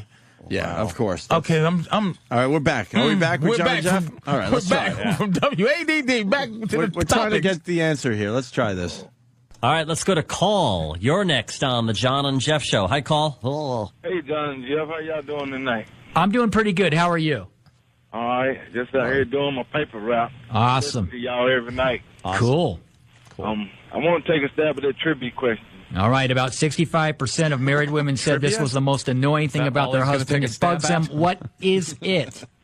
I say snoring. Snoring. I like that answer. Yeah. That's a big problem. Did he actually laugh at the word snoring? I like that answer, but let me tell you, I don't think that. What's with the voice? That's their voice. No, he has a really odd voice. He's got a cartoon voice. Some people were just born with broadcasting voices. Yeah. I guess we're just jealous. And now. just a bored black guy delivering the papers. Yeah. Just Yeah. thank God for John and Jeff. Why is the black guy listening to these two? And he called in. Yo, what's up, son? Black guys are hip. Oh, usually. we're cooler than this show. Like, to call in. Yeah. Yo, I wanted to take a stab at that shit, yo. Yeah. 'Cause my wife was on my shit yesterday. Snoring and shit. Oh, that's a great answer. Is it snoring, yo? That's a great one, but no. All right, No. one more chance with this. All right. Punching that bitch in the face if she says something funny. Oh, hey, we don't condone that here. We're two guys that think if you punch a woman in the face, you ought to go to prison. All right, yo. How about pulling out and coming on her stomach instead of like on her chest, like I told her I was going to do. Pulling out and coming out of the chest? That was it. That is it. Actually, that's the one. Hey, yo, thank you, man. Hey, that's beating a bitch with these newspapers. We got listeners that want to take a stab at it here. Let's go to Brendan in Rockford. Brendan. Damn, I was so close, boys. I thought it was skip the foreplay and spit on a twat. You got to lube it up somehow. And we got Matt in Alabama. Matt, you want to take a stab at the question? The John and Jeff trivia question? Yes. Yeah, I do believe it's ass to mouth with no washcloth in between. Ass to mouth. Ass to mouth. You know, they don't like that. I can say that, John. They don't like that. We're two guys who don't like ass to mouth. We're two guys that think if you do ass to mouth, you want to know what it tastes like, too. Take that, John and Jeff, you fucking queers. Whoa. Alleged queers. I don't know if they're queers. Allegedly. I know they're good broadcasters. To my opinion. In my opinion. You got to say that shit. Well, you know what, though? In my opinion. In my opinion. Fucking shit. Yeah. Why even attack? You can't win attacking guys like this who just can't do anything and you'll end up losing. They're the limping fucking deer by the watering hole. That's what these two are. Next week, knowing you can't do an impression of fucking Dice no more. And fucking... Well, let's see if we get the answer here. Because we have 4 more tracks of this shit to go. What is it? I say snoring. Snoring. Yeah. I like that answer. Yeah. That's a big problem for a lot of people. Yeah, I found out that I don't think I snore because my wife's never complained. So, and she doesn't snore either, so that's good. Let's see if snoring is the answer. That is not the answer I have here. Oh, you two motherfuckers. All right, what's the headline in the newspaper this morning? What? Paul? I don't know, John. I didn't look it. I just grabbed it. I can't read. There you go, yeah. I just deliver them. I can't read. Yo, I just wrapped them motherfuckers up in rubber bands, bitch. You never seen a newspaper, man, nigga? It's the same shit like on the news. What's the headline of the paper today? I don't know, some white shit. Keeping my ass down, rolling up newspapers and shit, motherfucker. I just hope it ain't me, nigga, in these early morning rapes. Where I just throw the papers through the windows to see if they open, nigga. How do you know that? How do you know that? Do not fucking insinuate. How do That's you know just that?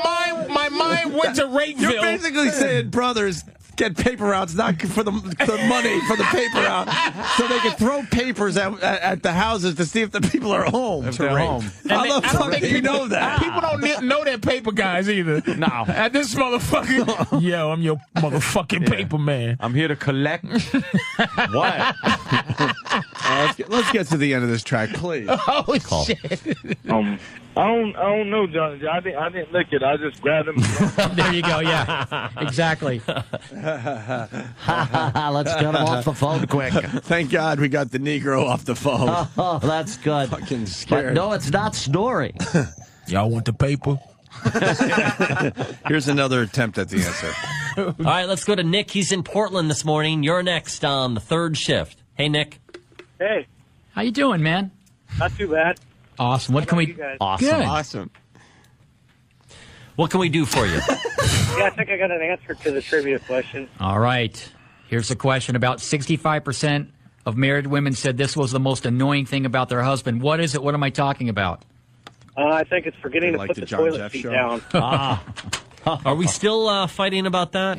We'll fight until the end of time. Are you married there? Wow, we're fighting over that, really? Yeah. You know what's great? They are so nice.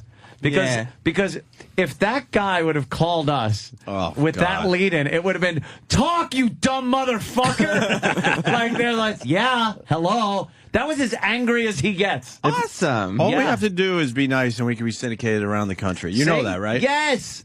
Just let's be nice to the callers and the guests. Fuck the callers. You guys, They'll fuck us before we fuck them. you guys It's gonna be are a race nice. against. That's the race against time, Anthony. We could just say, like, if somebody doesn't know they're on the air with us on the phone, why don't we just say, sir, you're on the air? Because the Opie and Anthony show dispenses a thing called tough love. Is it tough love when Yeah. somebody doesn't know they're on the air and we call their mother a you know, Maybe they won't. Next time they'll remember, oh, I have to answer the phone. Tough love. Okay. Tough love. All right. Well, let's hear what else John and Jeff have, because Fighting about that?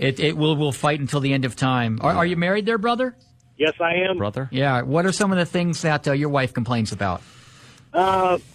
She says I leave my empty pop cans sitting around all over the house most of the time. That's her biggest complaint. Okay. Yeah, you're a guy. We do those things. Yeah. They got to remind everyone, look, in the end, we're guys. We do this stuff. We're all guys. We all leave our pop cans around the house. Here's the thing. We've upgraded from a lot of that stuff. Toilet seat has been upgraded to they're upset when the pee is on all over the floor. And the back part where that you pull up if that you put the blue thing in. And the cups is left there because I was too lazy to get up and go to the bathroom, so I pissed I pissed in a pitcher while I was playing Xbox. No, that's not it, sir. Sorry, brother, that's I not know my it. girl sees fucking piss. Holy His shit. cups everywhere. My fucking bathroom's upstairs. I'm downstairs playing Xbox. My prostate's swelling up, so I can't make it. You're a diabetic asshole. That's hysterical. What is wrong with you? Holy shit. You got this piss shit all over Is the this place. piss or apple juice, nigga? Oh, my fault, baby. Oh, damn. My girl's so used to my filth now. It's just like, she gets up after I go to the bathroom. If I'm at her house, I go to the bathroom. She gets up after me and just Cleans up. and cleans up to make sure she doesn't. God damn. And she knows I'm just gonna fucking die.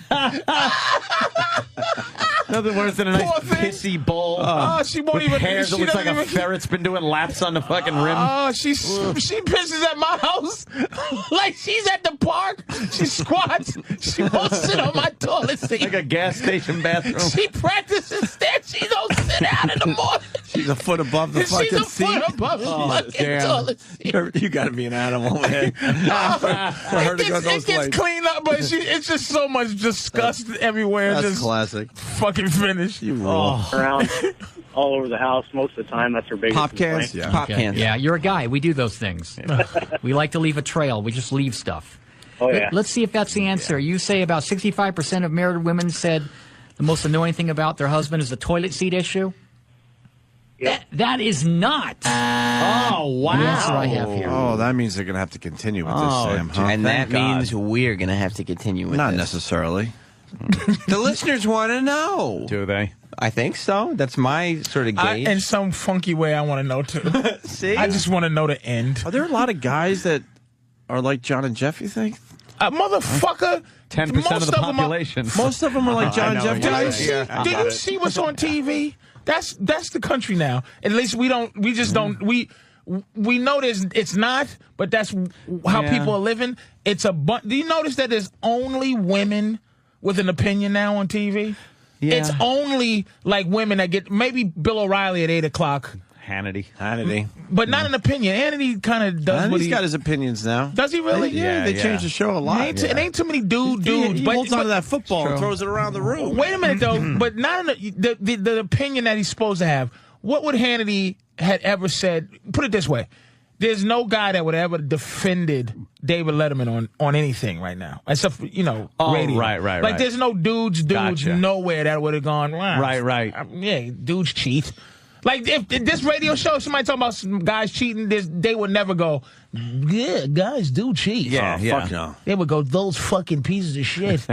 Traitors to dudeness. I fucking hate that shit. There's no dudes. None. No. None. They're gone. None. Except John. Except John and Jeff. Joey Behar's on fucking getting to say whatever she wants. Know. And Nancy Grace. And all the fucking... Which one's Nancy Grace again? Is that the stroke mouth one? The View bitches. I always get them confused. Nancy Grace, who's the other one then? Oh, Liz... Nah, the fucking... the one with the fucking... I don't think she's around no more. Greta Van Susteren. Greta. Oh, Greta. Is Greta still around? Yeah. That stroke mouth of hers. Guys, that's what we do is leave soda cans. And then can you imagine a bitch going, you left the soda can? But there's guys that go, sorry, honey. Pick it up. Automatically, you just... And it's not just my girl. It's like any girl who goes, you left the soda can? Pick it up. I just named your CD. Thank you, Corinne in Jersey. Go ahead. Tell Patrice. Tell him. Yeah, diabetic asshole. Thank you. That's your new fucking special. Diabetic I'll tell you asshole. why that's not good. Diabetic is too many syllables. How about diabetical? As in diabolical. Jesus. Like, it'd be better if it's Please car crash me. an asshole. Fucking run me over with a train. Yeah, diabetic's too long, but I do appreciate that has a ring to it. Well, we can still call you an asshole, right? Something asshole. Patrice O'Neal. Asshole. N-word asshole. A nigger asshole. That's just hilarious. You said N-word, though. I know, but it's just funnier to say Patrice O'Neal, nigger asshole. You should call it N-word asshole. That's But so say, fucked up. just have it N-word asshole. I don't think how you're getting much on many flack? shows like To promote it. And here's Patrice O'Neal. His new album, Nigger Asshole, is in stores now. Patrice, tell us about it. What? Well, I'm a nigger. The station's off the air. And I'm an asshole. All right. Very good. All right, John and Jeff trying to get the answer to this question. Oh, we still at John and Jeff? I don't We haven't know. got What the the answer. I don't fuck fucking balls? know. See, doesn't it just fucking frustrate What is you? going on here? I don't know, wrong, Patrice. everybody? Hi, Dennis. Hi, guys. How you doing? I'm doing good. Awesome. Fixing to take my little break here from trucking. Awesome. What type of rig you rolling in? I got a big... You hear how he's trying to sound cool? What type of rig you rolling in? Awesome. Yeah, and awesome. Awesome. Everything's awesome. Jesus, Awesome. they're the heroes of vampires. Like, motherfucker, nobody who sees the sun likes them. Some poor motherfuckers deliver newspapers, and they said awesome. Because what are you doing? Delivering newspapers. Awesome. Yeah, You know what a something? great No. job. It's not awesome for that guy. It's not awesome. Jesus. Awesome. What type of rig you rolling in? I got a big Freightliner Classic. Awesome. There you go. Love those old Freightliners. What can we do for you? Do you love them? Well, I don't try that trivia. Okay. If this isn't it, it's got to be right up there in the top All right, category. all right, here it is. About 65% of married women said this was the most annoying thing about their husband. It Chopping bugs up a them. hooker What in the is bathtub. it? I told you to pick up your clothes. I told you to take out the garbage. Not listening. Oh, not listening. I told you. That's a really good answer, but that is not the answer I have here. I thought that was Okay. It's not good radio, and it's not a good answer. There's nothing good about it. I disagree. A few people saying you should call it N-word a-hole. I like that. Huh? And there's N-word a-hole. And there's a lot of parallel, A-hole, parallel N-word. thinking out there because a lot of people are coming up with that one. N-word a-hole. N-word a-hole. Hey, it's not bad. It's not bad. N-word a-hole. So, what are you doing? I don't do much. I have mesothelioma. Awesome. Awesome. Awesome. Awesome. Awesome. Jesus Christ. Awesome. But do you hear the listeners? Dudes are living with that kind of nonsense. Yes. Like, Yes. dudes are living with their wives. I get yelled on at them like that. For leaving pop cans around. Pop cans. Awesome. You left your pop can in the kitchen again. I'm going to pop you in the eye. What happened, if you what bring happened up to the pop good old can. words? Will you shut the fuck up? Bitch, shut the Will fuck you up. shut the fuck up? Like, does that even exist? No. What happened to shut the fuck up? My ex used to tell me, I have had to step over your clothes 3 times already. Then pick it the fuck up. Right. Help each other out. It's in your way. It's in your way. You could bend over and pick it the fuck up. I do shit. I just don't fucking bitch to you that I had to do it. I never sat there going, you know what I had to do today? I had to do this. But they're always, I am picking up your stuff. I had to do this. I didn't fucking You know what I mention had to do today? Shit that I should do for myself. Yeah, shit I should be Bitch, doing I had for to myself. motherfucking deposit a check today myself. Yeah, I had to sign the back. I had to mail my motherfucking PSD&G. Yeah. Where you at? Yeah, what'd you do? You see the bags? Okay, look, I take my fucking bags down to the Chinese lady to wash them, and I get the bags. Do you see them? Do you see the clean clothes piling up in the garage? Do you see them? Bring them the fuck inside. Fucking, they're already folded. Find a place. Gotta put them in. And then just tell me. Where's my note to tell me where the fuck my drawers are? Fuck! You know, you're supposed to just help each other out. I mean, and Ant was fucking... He was fucking holding up his end. He's in the city becoming a radio star. Oh, Fucking, yes, I remember. fucking the good pick old up his days. stupid clothes. I cook, I shop. Gives a shit. I cook and shop. Thanks. All right, let's go. Brad might have the answer finally to this fucking trivia question. I hope not. John and Jeff, Jocktober. Here we go. All right, let's go to Brad. You're next on the third shift. Good morning. John, Jeff, how you guys doing? Good. How you doing, man? Awesome. I'm doing really, really good. I think I got a trivia answer for you. Okay. About 65% of married women said this is the most annoying thing about their husband. What is it? What am I talking about? Oh, I think it goes something like this. Okay, you're walking at the mall with your wife, doing the Saturday thing, and out of the corner of your eye, you see this hot woman with the goods. Uh-huh. And you try to do the subtle look, the little head turn or whatever, but it seems like, women and wives in particular have this third sense. Uh-huh. And they have this radar, and they can kind of know where your head and your eyes are. And I think it's when you have the wandering eye and you look at other women that really bothers wives in particular. It does bother them, doesn't it? Yeah, so that's my guess. They were trying to debate whether they were going to fucking dump that whole thing. Yeah, they got scared there. Oh, boy, this one could get me in trouble at home. It does bother them, doesn't it? Yes. Yeah, because girls are just fucking throwing themselves at John and Jeff. They should be lucky if they are married or have a chick in their life. It does, doesn't it? Damn. I think number one is when your woman worries, when you out loud to yourself say, I like to stick my head right in her asshole. I want to smell her asshole. What did he wear? It does bother them. I wonder what her asshole looks like. That's my guess. It bothers them so much. That's the answer. Wow.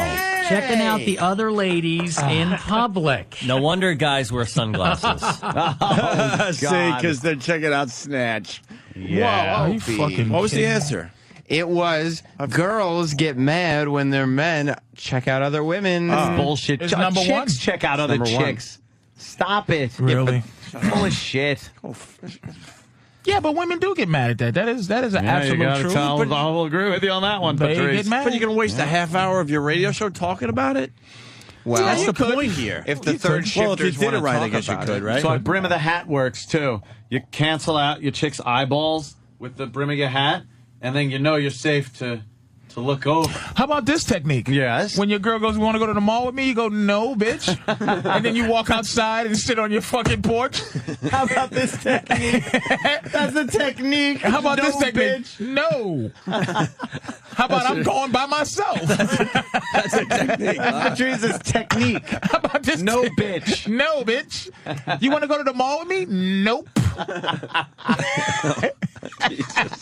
We got to get her on the show. I know she listens every day. We got to get her on the show. My money will be along for the ride. I'll stay here. Yeah. Just, you know, my money Hey, will go how with much you need? What are you going to get? Yeah. Your nails done? Here's $150. Here you Keep the go. change. And I'll see you And later. I'll look at other hoes. Bye-bye. All right, let's finish up Jocktober with John and Jeff. And pick me up the Bernie Williams CD while you're at the ride. I need a coaster. We got Laszlo outside studio. We got Bill O'Donohue standing by. Bill O'Donohue? I don't know how the fuck we're going to get all this in today. But we'll try. You'll find a way. We'll try. John and Jeff talk about being a dude. That's right. The last track from John and Jeff today. Yeah, I think every guy's guilty of it. Whether you're married, obviously single guys. It's We're men, and we're programmed to look at things that are cool. For instance, we see a. This guy doesn't sound like a man, though. For instance, I don't know, a girl of 12 or 13 of Southeast Asian descent. Yeah. And we're programmed to look at things that are cool. For instance, we see a nice-looking Corvette. Oh, yeah. Wow, that Corvette is sweet. We see a nice-looking woman that's, faggot ass shit. well, how shall I say this, gifted. I am happily married. But we're going to look and we're going to say... my God! Jesus! He had to say that. You can hear by his Girl that is setup. gifted. Because you know I why? am He happily goes married. home and she has to fucking, ask him a lot of questions about the show every fucking You day. He puts a delicious you asshole said- right in the same category. Yeah. Like looking at some fucking girl bent over and seeing her asshole and vagina just Yeah, there. yeah, yeah. It's in the same category as a juicy steak. As a car. A car. And As you a got to preface it car. with the car first, because, As a cool painting. I'm not thinking the girl. I'm thinking and talking about the car, honey, when he gets home. Yeah, yeah, yeah. And I said we're happily Oh, married. he's got to explain himself every Oh, morning. yeah, Or- every whenever fucking he gets home. henpeck. every noon. And you know what? he When you gets say home you're or happily whatever. married, 9. Sometimes if you have to say you're happily married. Yeah, you have to keep telling yourself. Yeah. right. And telling her. We're happily married. Yeah. just, Yeah. my girl knows I don't fucking like her. She knows I love her, and that's where I'm going to be at. But you don't like. It just, she knows a lot of the animosity because I share the animosity. That's all. Yeah. You share it. That's it. You just go, look, I'm fucking. I don't want to be here. I got a question for you. One of them's married, happily married. You think his wife misses being fucked the right way at this point? Look, you Now, what can't makes sit you here think? and think that I'm she just- doesn't. I don't know. That's I'm terrible. just saying. But that's terrible. if she ever was fucked over. Because if it's, but again, I don't know. that fucking know her. I don't know her either. I'm just saying. Like, it doesn't sound like. I think sound any, like he's, any man. You don't fuck any girl the way you should be. If you ask to marry a girl, or I think if you marry her within a year or two, you never fucked her the way she's supposed to be. Like you supposed to before. Like I think I'm gonna marry my girl soon. We discussed it yesterday. Yeah? 'Cause I don't have health insurance. Oh shit. And She's listening. And I think that Can't we you fake it a little bit? We We're getting discussed it. married. No, that's a common.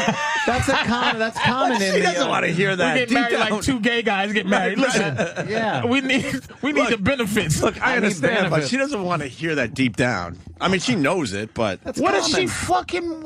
Look, she's very practical, man. I know she wants some romance. So getting married just because of the She health don't like being insurance called issue? bitch no more. I can tell. No. Oh, when I She's call her had it with that? bitch, she's had it. That's old now. And she's tired of me introducing her as my girlfriend. Yeah. She really wants fiance bad. But she, I think I'm just Yeah, I'm just gonna gonna do it. Just can do it. If we end up in, I tell you what, if you hear that I went to Vegas or Reno, Oh shit! Oh shit. Yeah. we definitely doing a James Brown wedding. doing that. I'll do it. It's gonna be a quickie. Quickies, not even. Single on Thursday, married by Sunday. I might get myself ordained as a minister to marry us, just to marry me. Patrice, Do it yourself. Patrice, you take this bit. Yes, I do, nigga. Yes, I bitch. I ain't no bitch. But Well, how if you shall I don't s- fuck this shit, it takes years to fuck the shit out of a bitch.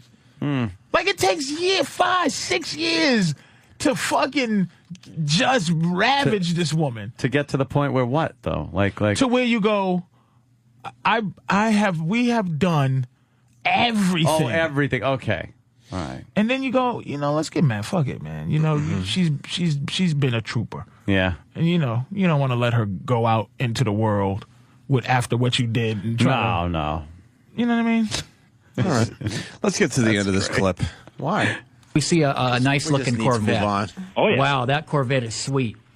We see a nice-looking woman that's, well, how shall I say this, gifted. I am happily married. But we're going to look and we're going to say, nice. We're going to do that. That's how we are. Let's be real here. We're not going to lie and sugarcoat and say we don't do that. But have you ever deliberately not looked at a woman that your wife or girlfriend thought you were going to look at? I did that on dates, but I'm secure enough. My wife is secure enough to where, if you look for longer than a second or you do the head-to-toe thing and you make a comment, you're being disrespectful. That's straight up rude. You don't do that to a lady. You just don't do that to your wife. Holy shit, this guy is a fucking pussy whipped asshole. Oh, come on. But he's not phony. a pussy whip. He's Phony. a fucking, that's what bothers me. Yeah. No guy, this is shit that we have been transformed into. We've evolved into this. Because just in the 50s, you can put a phone book on your girl's ribs and punch it. How do you know that? In the 50s. That's great. Hey, dame. In the 50s, you could rape your wife on top of a jukebox with a poodle skirt on, and she can say nothing. The cops would tell her to scram. Nothing. Yeah. Like, you can't, all of this horse shit.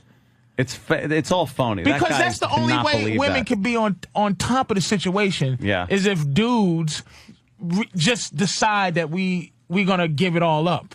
That motherfucker cannot honestly believe what is coming out of his mouth. No. Because he's betraying his gut. Yeah. He's right. betraying what we are. He ain't betraying, like, socially, we're all kind of whipped. We gotta submit to some degree. Yeah. But he's betraying the honesty of being what a man is. He's talking about being a guy and, we're just guys. And then he comes out with a line that no guy in his right mind would fucking say. Disrespect That's thing? just disrespect. Here's a line. Here's a statement that should never get any flack. Men are close to being a perfect creature. As a creature goes, yeah. We're a better creature than women. Uh-huh. It just shouldn't be an argument. Right. It's just no one wants to be a girl. Like, no man goes, boy, I wish I could bleed I wish I had to worry about fucking getting pregnant. Yeah, I wish true. I could sit down to pee. I wish I had weaker bones. I wish I needed that Boniva. Wish I got menopause. Like, I wish I wasn't cool after 50. Like, we're just to be not fucking society, because there's women bosses and things, but just as a fucking two creatures walking around, men are the shit. Yeah. Men are the shit. But why the fuck can't we say that? Like, why is that a bad thing to say? You got to say fucking shit like, that's just disrespectful. That's just and if women go, we're the shit and we're the best, and then dudes have to go, yeah, and then girls go, yeah. I bet that's I bet they get calls or emails. It's like, I really like what you said today about that being disrespectful.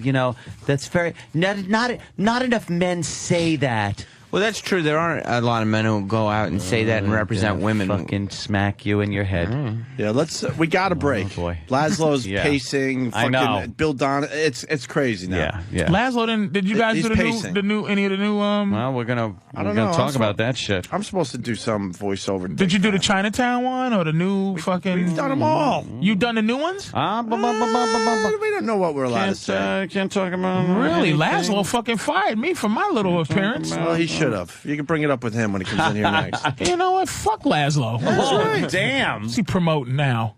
He's promoting some good shit. More games that'll Exclusive sell shit a for us. billion copies. Listen, we got a break.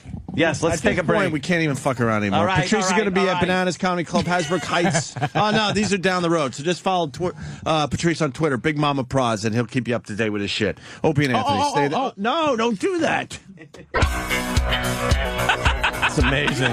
Holy shit, we're already checking out the new game. Yep. Opie and Anthony, Patrice O'Neill, Laszlo from Rockstar Games in studio. I am so offended by the new game. Why are you offended? Because I saw a black guy banging a white girl in the game. That looked good, didn't In the it? bathroom. In the bathroom. It's a nice thing about the new GTA. You can take chicks in the bathroom. But I like him. He was nice. Is that a cutaway?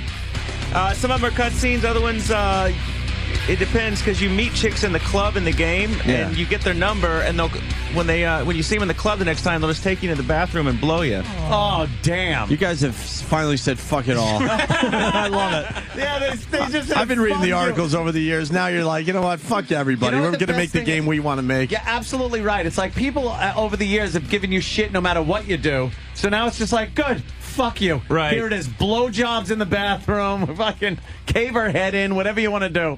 If they can do it in The Sopranos, why can't you do it in a video game? Yeah, exactly. I hear you. Fuck it. Wow, this looks great. Grand Theft Auto episodes from Liberty City. Yeah, it came out this morning. It's 2 full games on one disc. It's got The Lost and Damned and The Ballad of Gay Tony. The Ballad of Gay Tony. What's that about? Interesting name. Maybe you could tell us a little bit about it. So we'd stir it up a little bit. One of the characters in Grand Theft Auto 4 was named Tony Prince, and these 2 games, which are the sort of sequels to GTA 4, and they interweave with the story a bit. One of the guys, Tony Prince, runs all the clubs in the city, and you play as, and by the way, that gentleman was not black, he was Dominican. Oh. And so you play as Luis Lopez, and your partner is Tony Prince. And Yes, hello, I'm Tony Prince. there's actually a gay club in the game for Steve to go visit. I was dying to get him to come in and do one of the voices for it too, but it would turn it too cartoony. Yeah. But yeah, it's the club scenes in the game are pretty amazing, especially with when you go into the women's bathroom, you can hear chicks in the stalls doing coke or getting bulimic, which was a lot of fun to direct with chicks. I'm like, all right, you're a bulimic coke whore. Hey, Ant. Yeah. It's a bit awkward because Bill Donahue just heard that. He's on hold. Damn. We're talking about a video game. Bill, go after him. No. No, I'm Let's teasing get him, Bill of course. Donahue to go after Rockstar Games. No. Get him That's off a Bentley, Get him off our. Nah, he's all over. Hold on, let's Curb Your give- Enthusiasm That's right a now. Bentley, isn't it? Yes. You guys, let's go to Bill Donahue, and we'll go back to Laszlo and the new Rockstar Yes. Games here. Bill, how are you, sir? Bill. How you guys doing? You didn't. All right, you didn't still just hear working. that. You didn't just hear that last 2 minutes, did you? No, it didn't piss me off. Don't worry. Oh, good.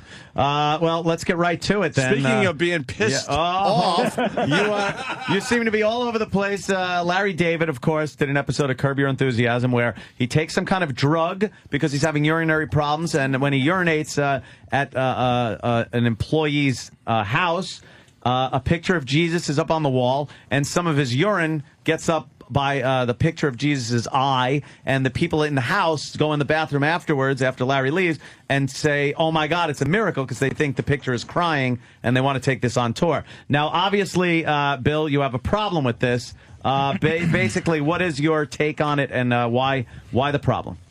Well, most of the stuff that seems to cross my desk lately is always gratuitous. It comes out of nowhere. It's not even integral or functional to the show. So you wonder, what is it about the writers that they feel a need to? Let's see now. What can we do? How can we tick off Catholics? Obviously, nobody would piss on Obama because then you'd be a racist and you'd be obscene, and we know all about that. Ain't been to my house. Yeah, I mean, these, or as I say, listen, we can put some feces on a picture of the mother of Larry David, and then just see how much he wants to laugh about it. You know what though? I watched the episode last night. Just to prep for this, Bill. I do prep for you. And what I saw was something that was kind of, if you have a knowledge of Curb Your Enthusiasm, it was integral to the story because it is outrageous, and he does put himself in these odd, very awkward situations. I don't think it was gratuitous. I don't think it was prolonged. It was something that had happened, and it wasn't as if he was doing it to desecrate Jesus on purpose or the image of Jesus. It was part of the story, as we've seen in the news many times. People proclaiming they see miracles happening with Jesus crying or Mary bleeding. Why would you take this as being any more than that? It's a cheap shot, and it's always Jesus, or it's always a Catholic priest or a nun. It's never anybody else's religion. You don't think so? This way in emos, it's the same old nonsense. I mean, and if it's not with them, I just put out a statement just now. We look at these Halloween costumes. Okay, some immigrant groups are complaining because they have an illegal alien out there. We know when there was a Danish cartoon of Muhammad, people led to violence in the street. Now, there are costumes of nuns and priests out there which are fine. There's costumes of Jesus, which I think are funny, as well as imams and ministers and rabbis. But there's only one costume where it shows one clergyman with an erection, and the other one is a pregnant person. I'm talking about a Catholic priest and a pregnant nun. Now, it's not being carried in Walmart and Target. Right. I've seen that over the... When I was a kid, I used to see people do that. Bill Donahue. Sir, Bill Donahue, sir. Oh, this is Patrice O'Neill. Do you think God needs your help in these matters? No, I don't. So why don't you just stop?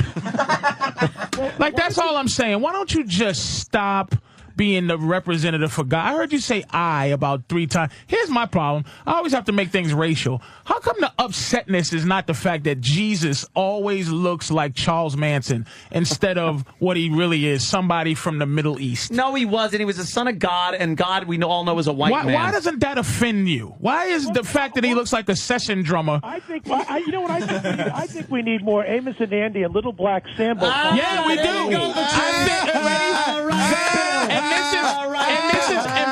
And this is what he wants, because everything is really it's like snitching. It's like, why don't I? How come we can't do? You can if you want, but you don't make fun of anything. So you want people to not make fun, to have fun, make fun. What about the Joker face that everybody wants? We can make a. She got to do your thing. Do your thing, Bill. Let's hear a good Michelle joke. Let's go, baby. I'll laugh if it's funny. Her ass is a little big.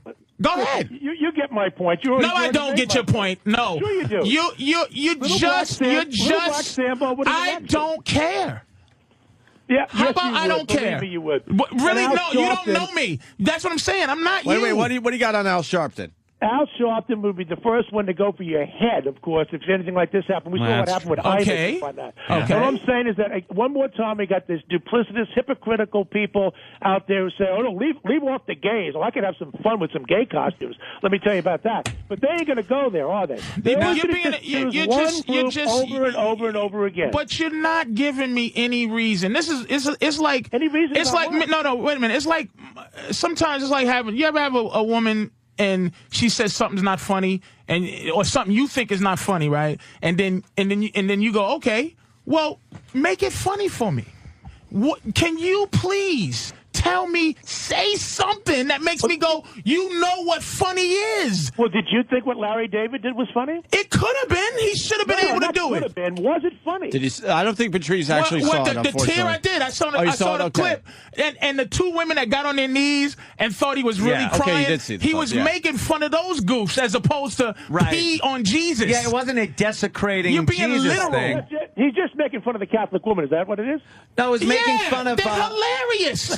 You don't think people are a little crazy? You guys don't even see it, do you? You can't even connect the dots. You're so clear. You're not connecting the dots. No, I do. You're being self. I don't even want to say righteous, but you're just, dude. Stop. I think Larry David was making fun of the fact that people find like the image of Jesus or the Virgin Mary and like in English muffin, and then next thing you know they're traveling around the country showing everybody, and people blindly believe that something actually happened there. And that's not Jesus. Again, that's a white guy. It's a white guy with long, delicious hair. Let him speak. Yes, Bill. But you've got fringe people in every demographic group in society, and the question is, why is it not legitimate fair then to pick on that fringe group within other different groups? Larry David, you're not allowed to do so. Larry David makes many Jewish jokes about himself. on Curb Your Enthusiasm. Nothing vulgar, nothing obscene. I mean, No, this but is it's very laughable. stereotypical Jewish. Yeah, but you know what? Again, if as I just gave you an example, I don't care even about costumes of Jesus and priests and nuns, as long as they're just making some light fun of them, as they do others. But when you have the kinds of vulgar stuff that I described, and it's only my group, my clergy, my religious, then you have to begin to wonder, why is it? Why do we have this pattern over and over again? Can you tell me which verse? He is a crusader. Can you tell me which is a victimizing? You're victimizing. Again, you're victimizing Catholicism. You're victimizing because you're like, it's the reason why I can't listen. Was the purpose of it's the reason why I can't say nigga no more. White people have figured out a way to get black people not to say nigga no more by saying the N-word. Because if you can't have fun, nobody can. So you think Christianity's under attack, but it ain't. It's a Jesus joke. And you still didn't answer me. Bill, you still didn't answer me about this white Jesus. You still didn't answer it. What about white Jesus? I don't care about What if I'm offended that Jesus is always white when he's from the Middle East?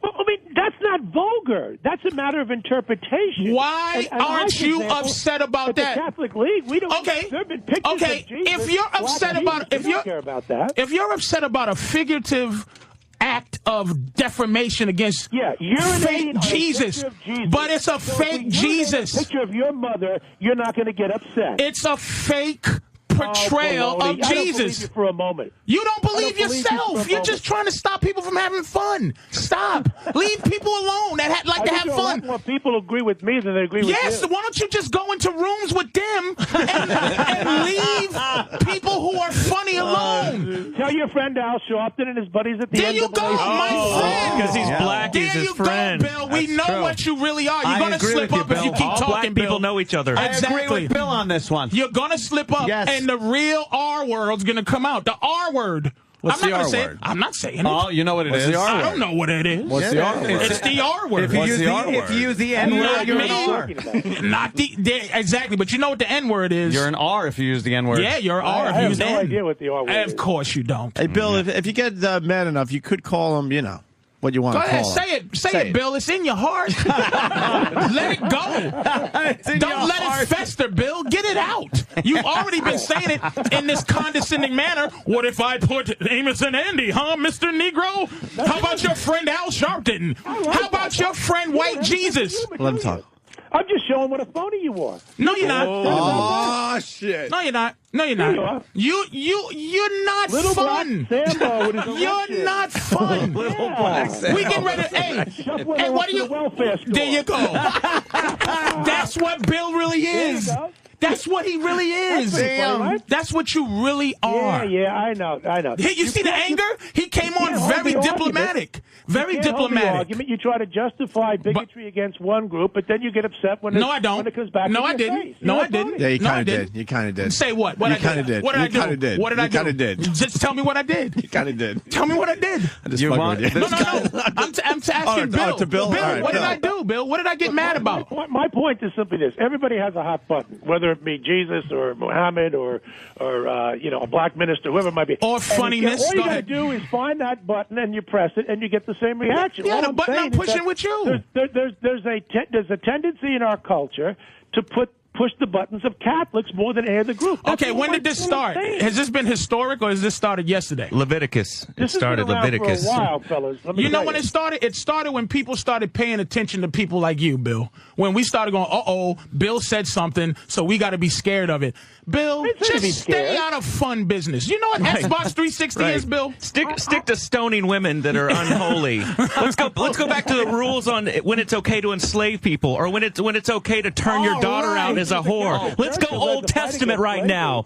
If you want to talk about offensive, this is a white guy talking now. By the way, I'm not black at all. He looks like Jesus. I'm from Oklahoma. Yeah, actually, he Laszlo looks like Jesus.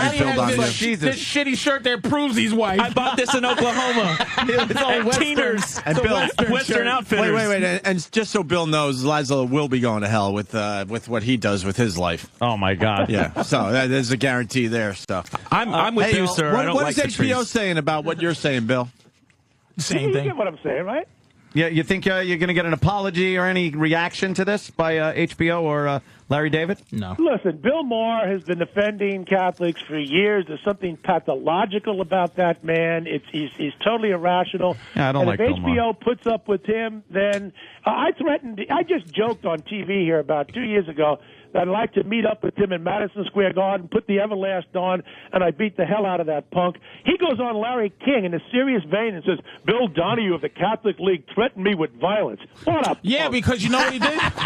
You know what he did, though, Bill? He gotta like Bill Donahue for that. He took you literally. Oh, he took you He literally? took you literal, Bill. But when you was joking, you were joking around figuratively. He should have known it, shouldn't he have, Bill? He should have known you were joking, Mr. Serious. Lordy. Oh my goodness! Lordy. You're threatening life there. Jesus Christ, there. He had to figure. He had to know you were joking, didn't he, Imus Bill? was joking, too, and look what happened to him. Yeah, Right, Yeah, he got we weren't happy railroaded. about that one, Bill. Right? Yeah, we weren't you happy can't about even go that there. one. Hey, we Your were argument joking. collapses. Yeah, but Bill, you don't know me, but do you know I was the first one to defend him? Who? Bill Don Imus. Yeah, Patrice fucked up his Patrice TV career because he went on and defended Imus, and he hasn't been back since. I defended Imus. And he was great. He was great on TV. He did a lot of TV before that. Right is right, and what you're doing is wrong. I didn't Because it's ask for anybody to be selfish. fired. It's selfish. Huh? Al Sharpton went for the jugular. And even after the man apologized, he still want to get him fired. I didn't ask for anything like that. Then what's your end game as far as this Larry David thing goes? What would you like to see happen? Look, I've never asked for the government to come in and resolve these problems for me. All I'm simply saying is this. I run an anti-defamation organization, and just like you have the ADL and NAACP and GLAAD and NOW and all these other different groups, when you see something that you think crosses the line, you're expected to draw public opinion to try and persuade them to your side. Some All people not agree, funny some groups, people by the don't way. agree. None of them are funny. That's true. Like, why don't you stay and listen? This is the deal I make. Why don't you just stay in the realm where if somebody goes seriously, I will piss on Jesus's face. Stick to those people who seriously want to do that. We had that. Wait a minute. We had that last year when a professor from the University of Minnesota intentionally took a consecrated host and drove a rusty nail through it to say, listen, I don't give a damn about the body and blood of Jesus Christ. I'm an atheist. His name is P.Z. Myers. There's a lot of animals. Now, out can there you like agree? Can you agree that that Larry David was trying to be funny? Yeah, look, I don't think that because somebody offends me, therefore he's necessarily a bigot. We all tell jokes that could offend somebody. What I know a bigot is when he does it over and over and over again. I do say there's a problem at HBO. This is the first time, to be fair to you. Okay, Patrice. Larry David, do we see that he's a recidivist, a repeat offender? No, he's not Joy Behar, some pathological bitch who constantly is going after the Catholic Church. Larry David is not that way. Wow, I don't like her either. You gotta love Bill's opinions. Lord, I'm glad this is not like 1806 because he'd be riding down here on his cart. Boy, would I have no thumbs and a lot of tar and feathers on me? How bad do you want to drink with Bill Donahue to find out what really goes on in that head? Stop. I'd like to catch him doing This is something. him under control. This is just too much of a zealot, man. Stop that nonsense. Look, I mean, Larry David has obviously moved on. He doesn't care that much. He's going to move on to the next target. He's made fun of cripples and everything else on the damn show. The real problem there is HBO because Sarah Silverman went after Catholics 2 weeks earlier, and whose show did she do it on? Bill Maher's show. And where is that shown on? HBO. So there is a problem over there at HBO. Bill, let's just say it together. It's the Jews. It's always the Jews. Let me address that very. It's like Ali Frazier. Right? It's like Ali Frazier. If you look at anti-Catholicism in this country from the time of the founding up through, I'd say, roughly through the mid-20th century, anti-Catholicism basically came from one group, Protestants.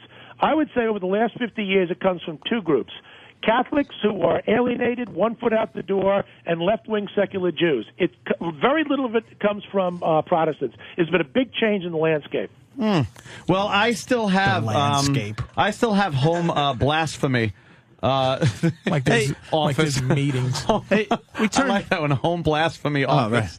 Right. We got a lot of religion and a lot of racism thing happening right now. What if Larry David did the same joke, but it was I don't know, Malcolm X or Martin Luther King, right? And then his P got on like a portrait of how about MLK. Obama? All right, Obama. Let's go to the. All right, it wouldn't be Bill. See, Bill's not. It wouldn't be Bill. It would be Reverend Al. Right, and that's what I was saying. It's this. This is where it gets messed up, Bill.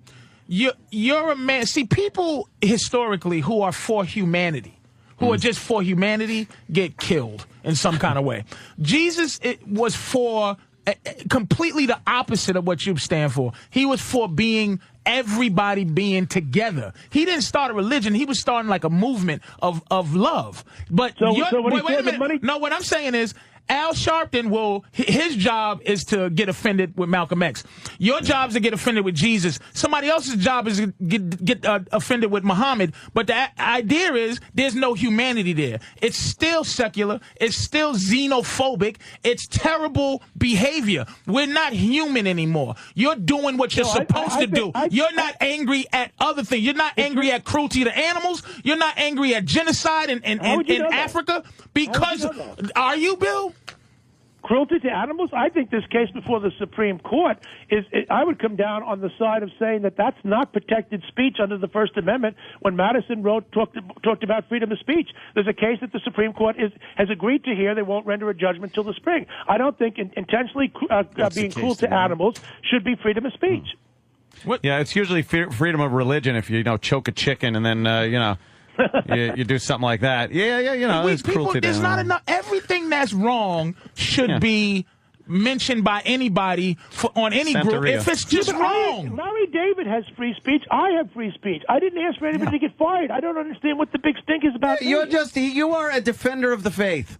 So when he sees something he doesn't like, he's a gatekeeper of the faith. He speaks out. And lets people, makes people aware that him and his constituency are not happy with what went on.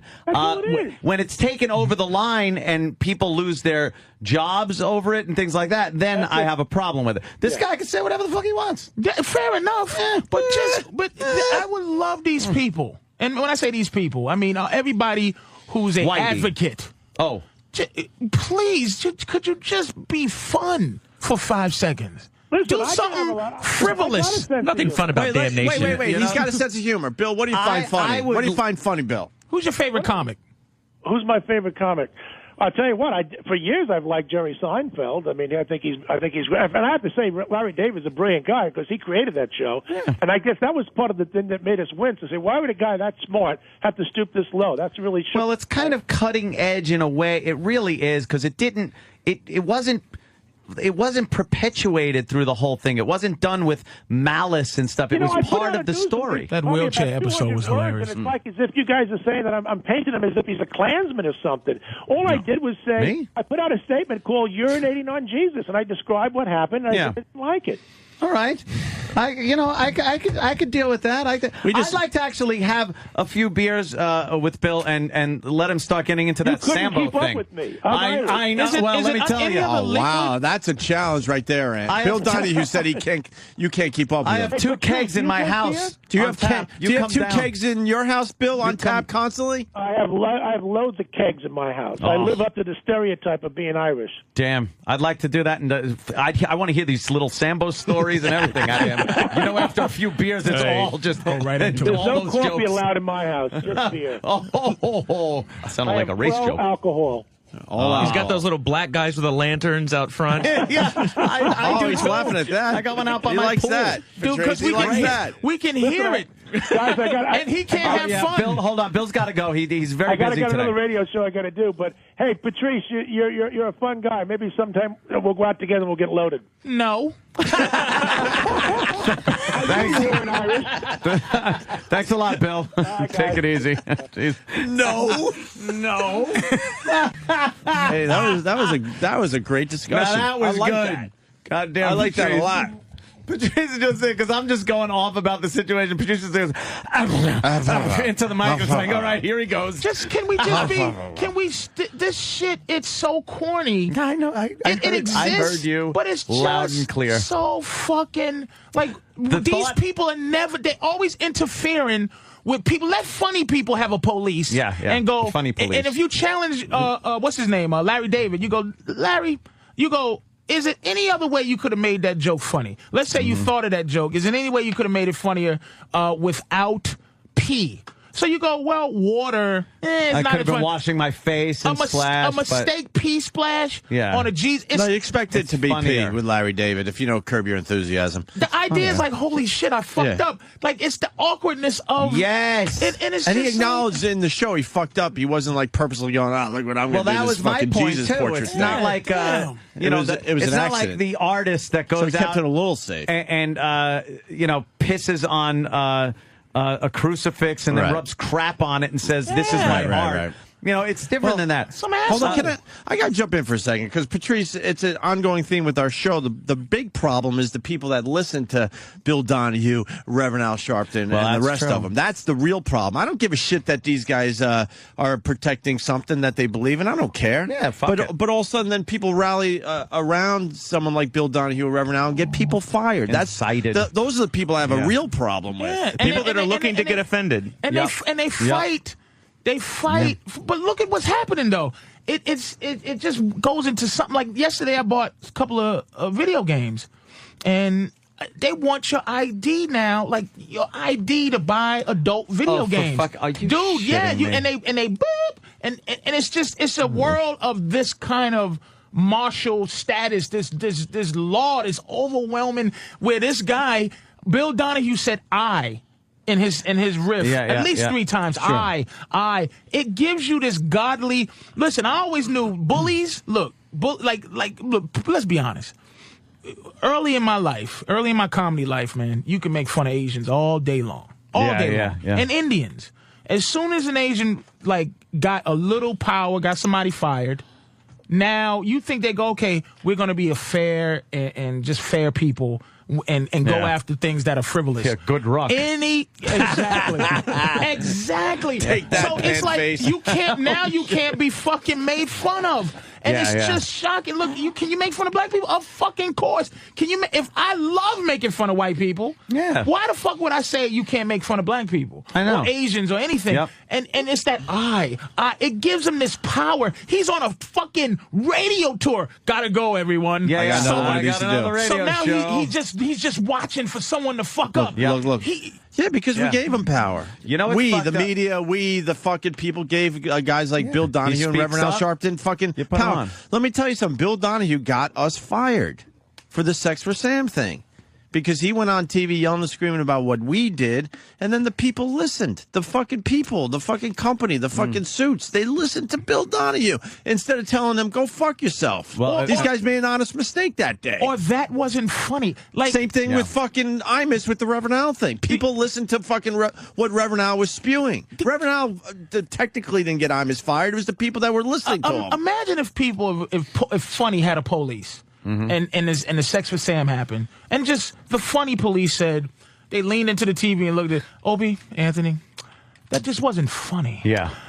Wasn't funny, and we all agree. A lot of people just took a vote. It just wasn't funny. And then you go, which by the way, try better, and you slide away. But I'm saying, which by the way, I agree with. Just it was a shocking little bit that but I'm not fucking blew saying up it in our wasn't face. funny. But let's say you tried, and we know you tried, didn't work out. As opposed to destroy life. Get you out of here, you're fired, right. What? Stay out of funny business. You know what amazes me is that Bill Donahue, the way he was talking about like Reverend Al Sharpton, they are exactly the same. They really They're the are. same They're people. exactly the same person. Absolutely. Negative. They're just if you a negative peed image. on a picture of Malcolm X or Martin Luther King or black religious figure, say Jesus, motherfucker.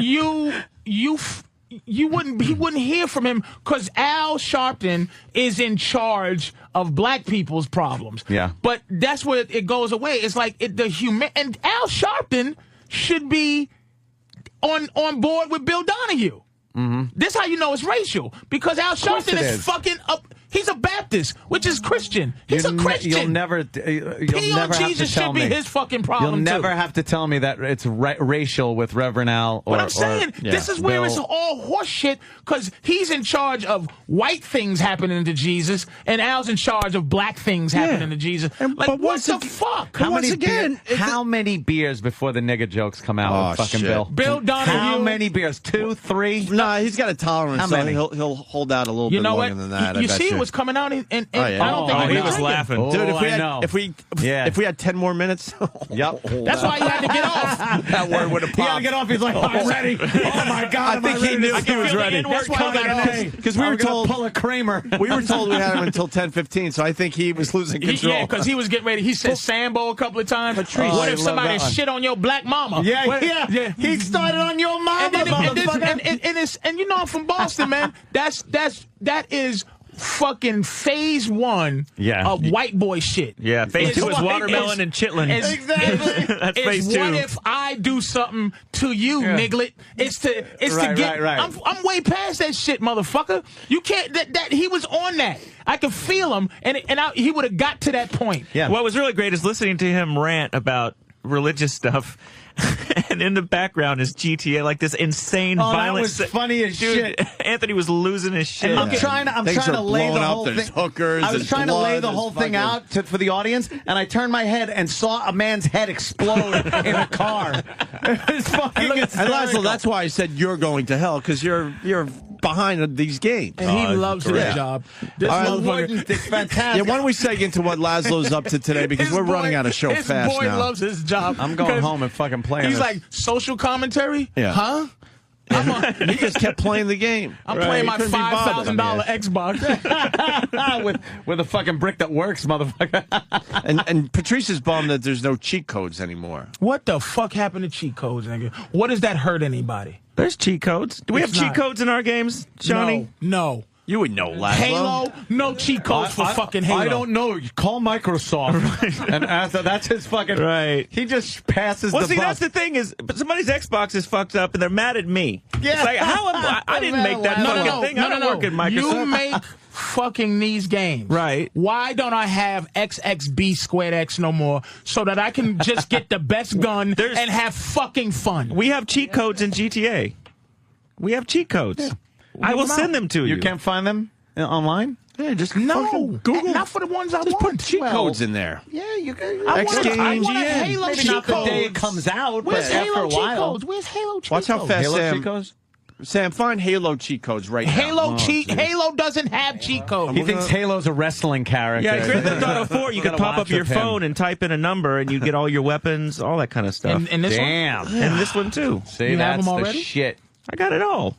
Laszlo, what do we got? What do we got? Because we're running out of show for I am real. fucking playing this. Grand Theft Auto episodes from Liberty City in stores today.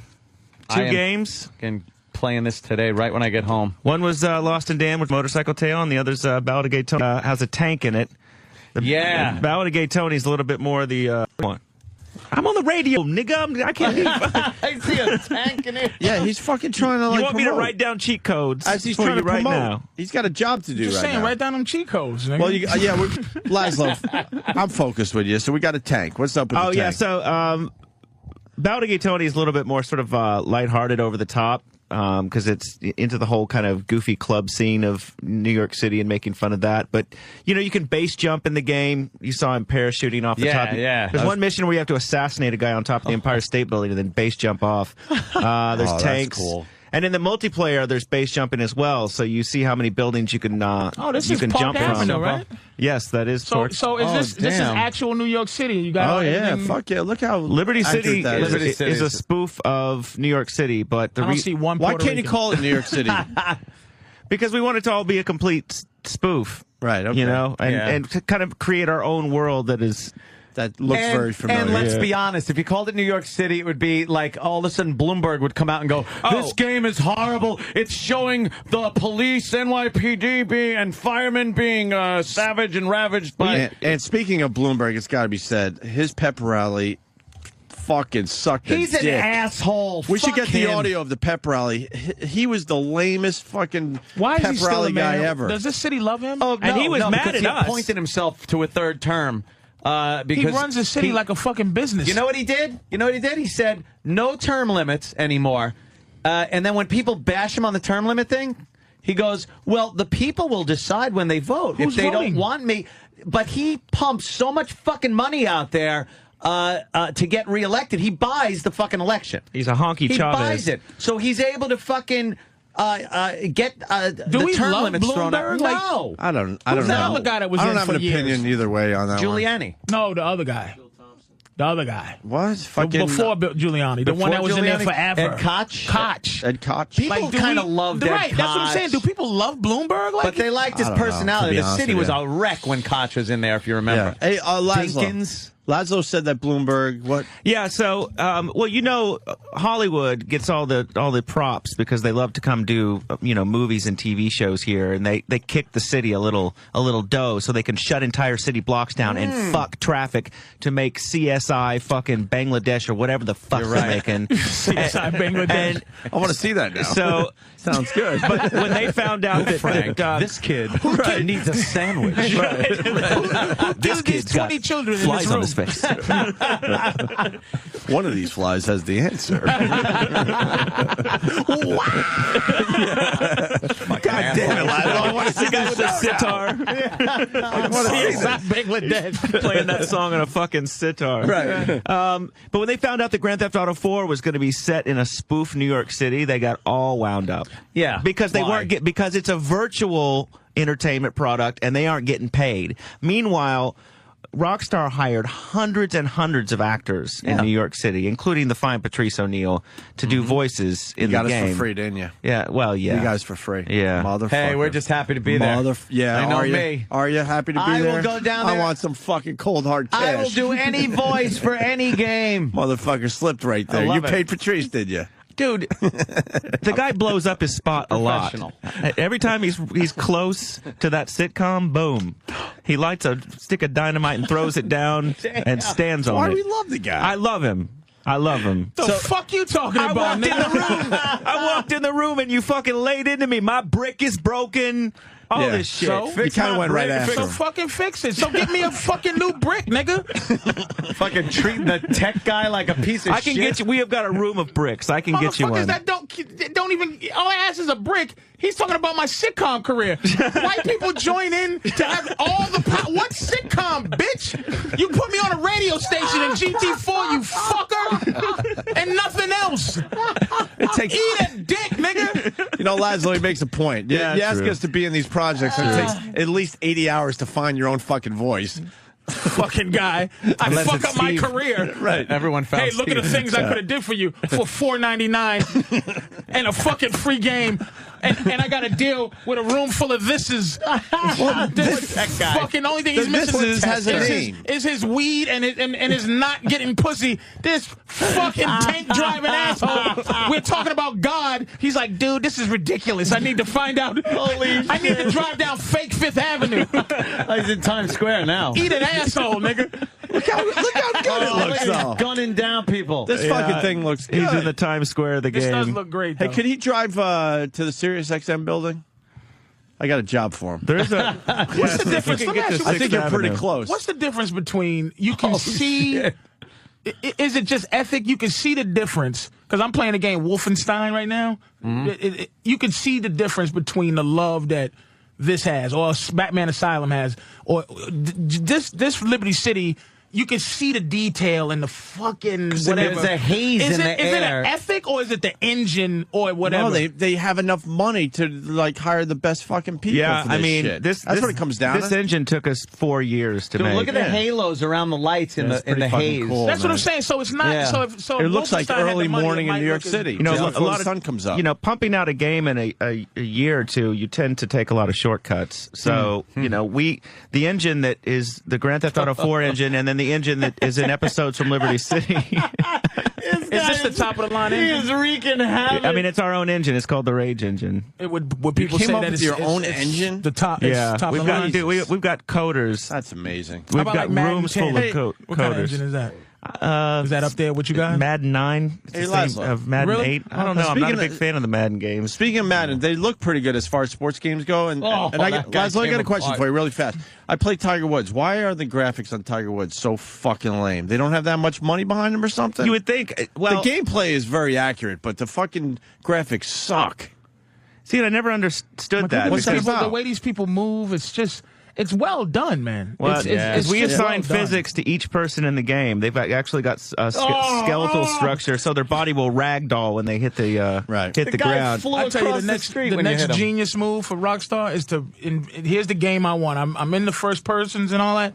I want the game that can have that army feel. They haven't captured it yet. They tried it in like Dynasty Warriors and these games where you fight a lot of people at once. Like they haven't mastered that thing yet. Where it's like, are you talking old school wars or like World War II? Like kind of? if I had a knife or whatever, if I had a sword, and I'm fighting a guy, and then another guy's coming, and I can stop fighting like him. Gladiator kind of shit. Yeah, that kind of shit where it's a lot of people fighting at once. But you're by yourself, not with a bunch of people who's different people, but like be pretty rough. Just where you can fight. They haven't come out with a game yet where it simulates trying to survive during a wartime situation. Like Braveheart. That kind of shit. Yeah, man. They haven't done Gladiator that game would be fun. Yeah, it would be. Especially by Rockstar, baby. You got to build your stats up on your Gladiator. We're working on a Western game at the moment.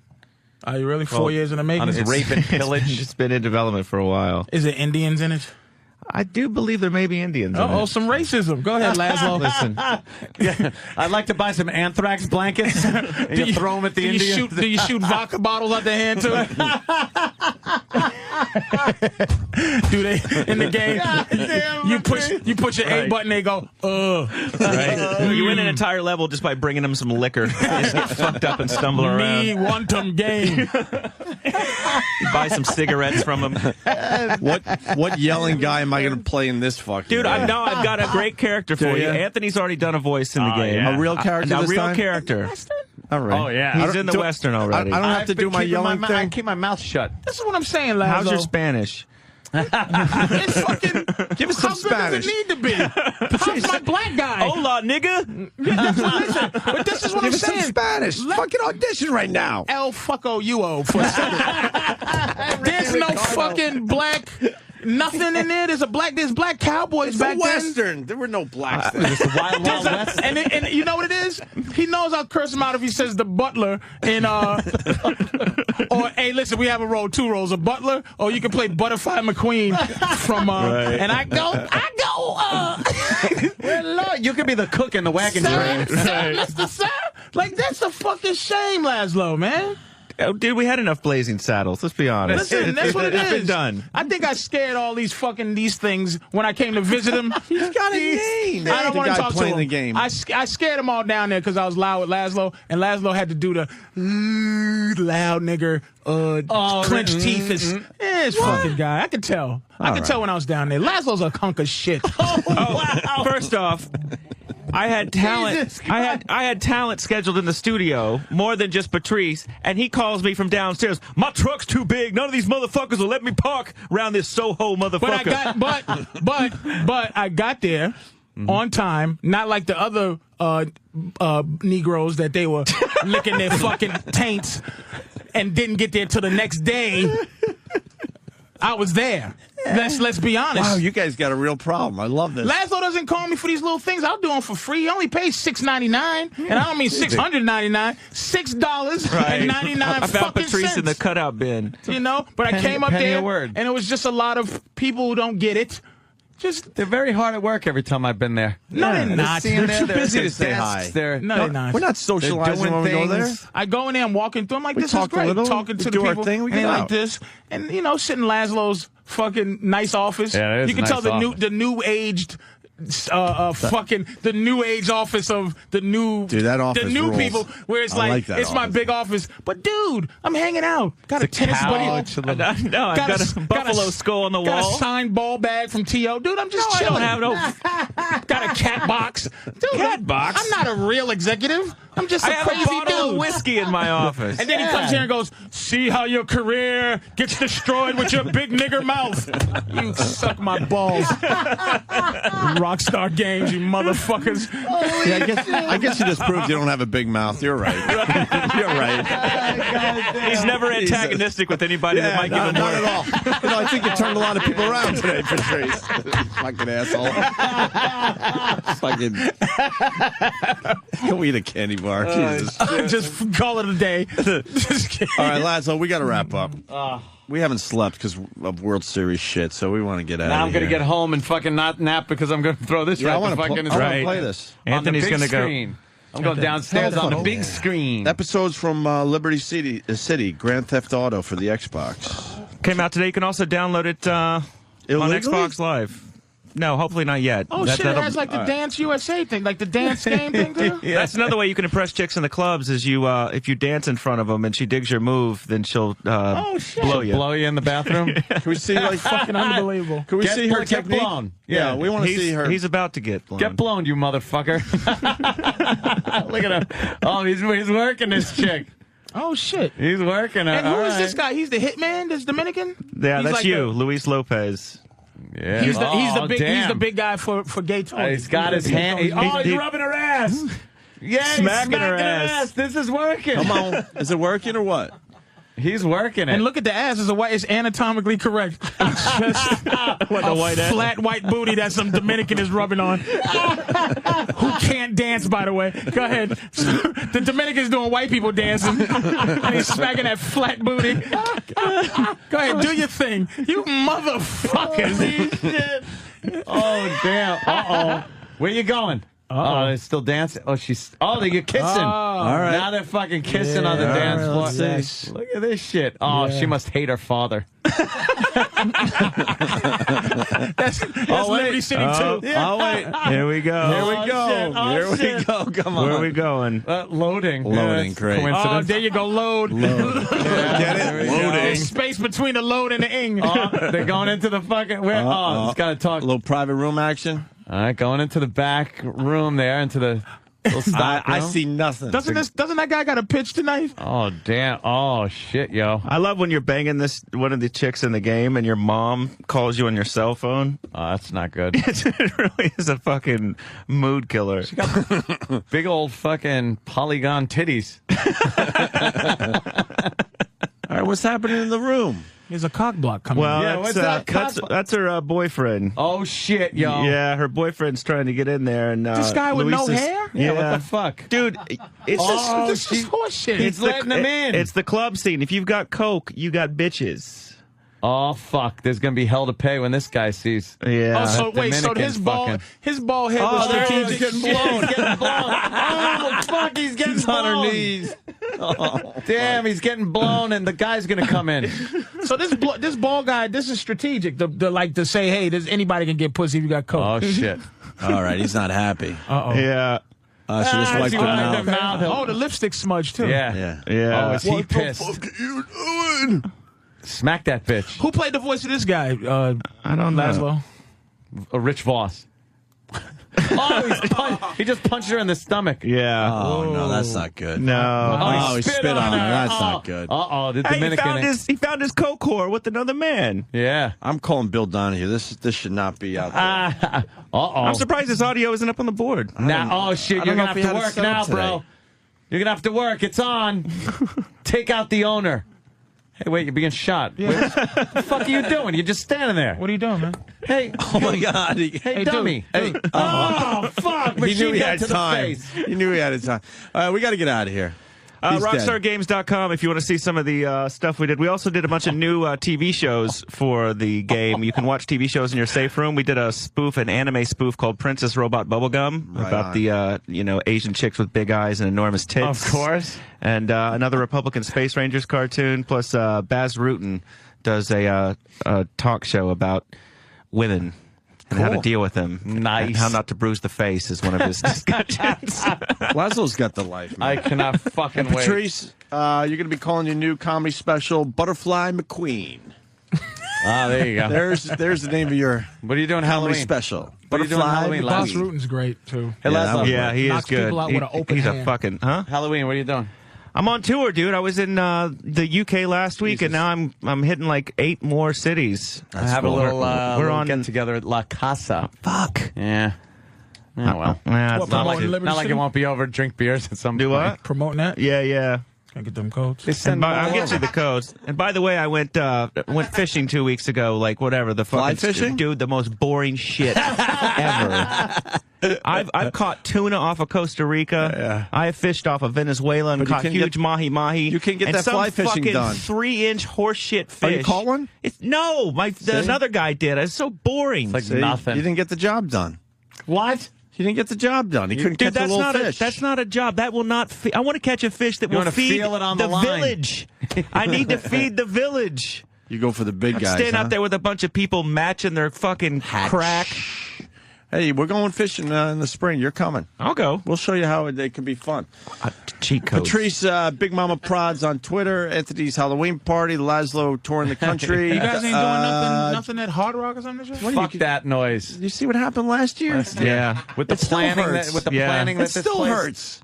Oh, we'll give you 2 days advance notice on your gig. Go ahead, plug it. It still hurts. Great. There was no one there. Oh, it was a disgrace. Oof, we haven't I did been out see in urine public drink since. out of a martini glass, though. Yeah, we did entertain who And then was there. he comes back and he's really proud of himself. And Opie goes, "Not your best moment." Yeah. I'll never forget the disappointment on his face. not your best moment. Shit. Right on. All right, we got to get out of here. Norton on Leno tonight. Let's not forget about that, too. And, of course, the Game 2 of the World Series. So, do the right thing and take a peek at Jimmy and then go back to the World Series, all right? Let's keep that in mind tonight. Yes. Guys, thanks. It was a lot of fun today. Patrice, Big Mama Prods on Twitter. You rocked. We'll see you guys tomorrow. Friday.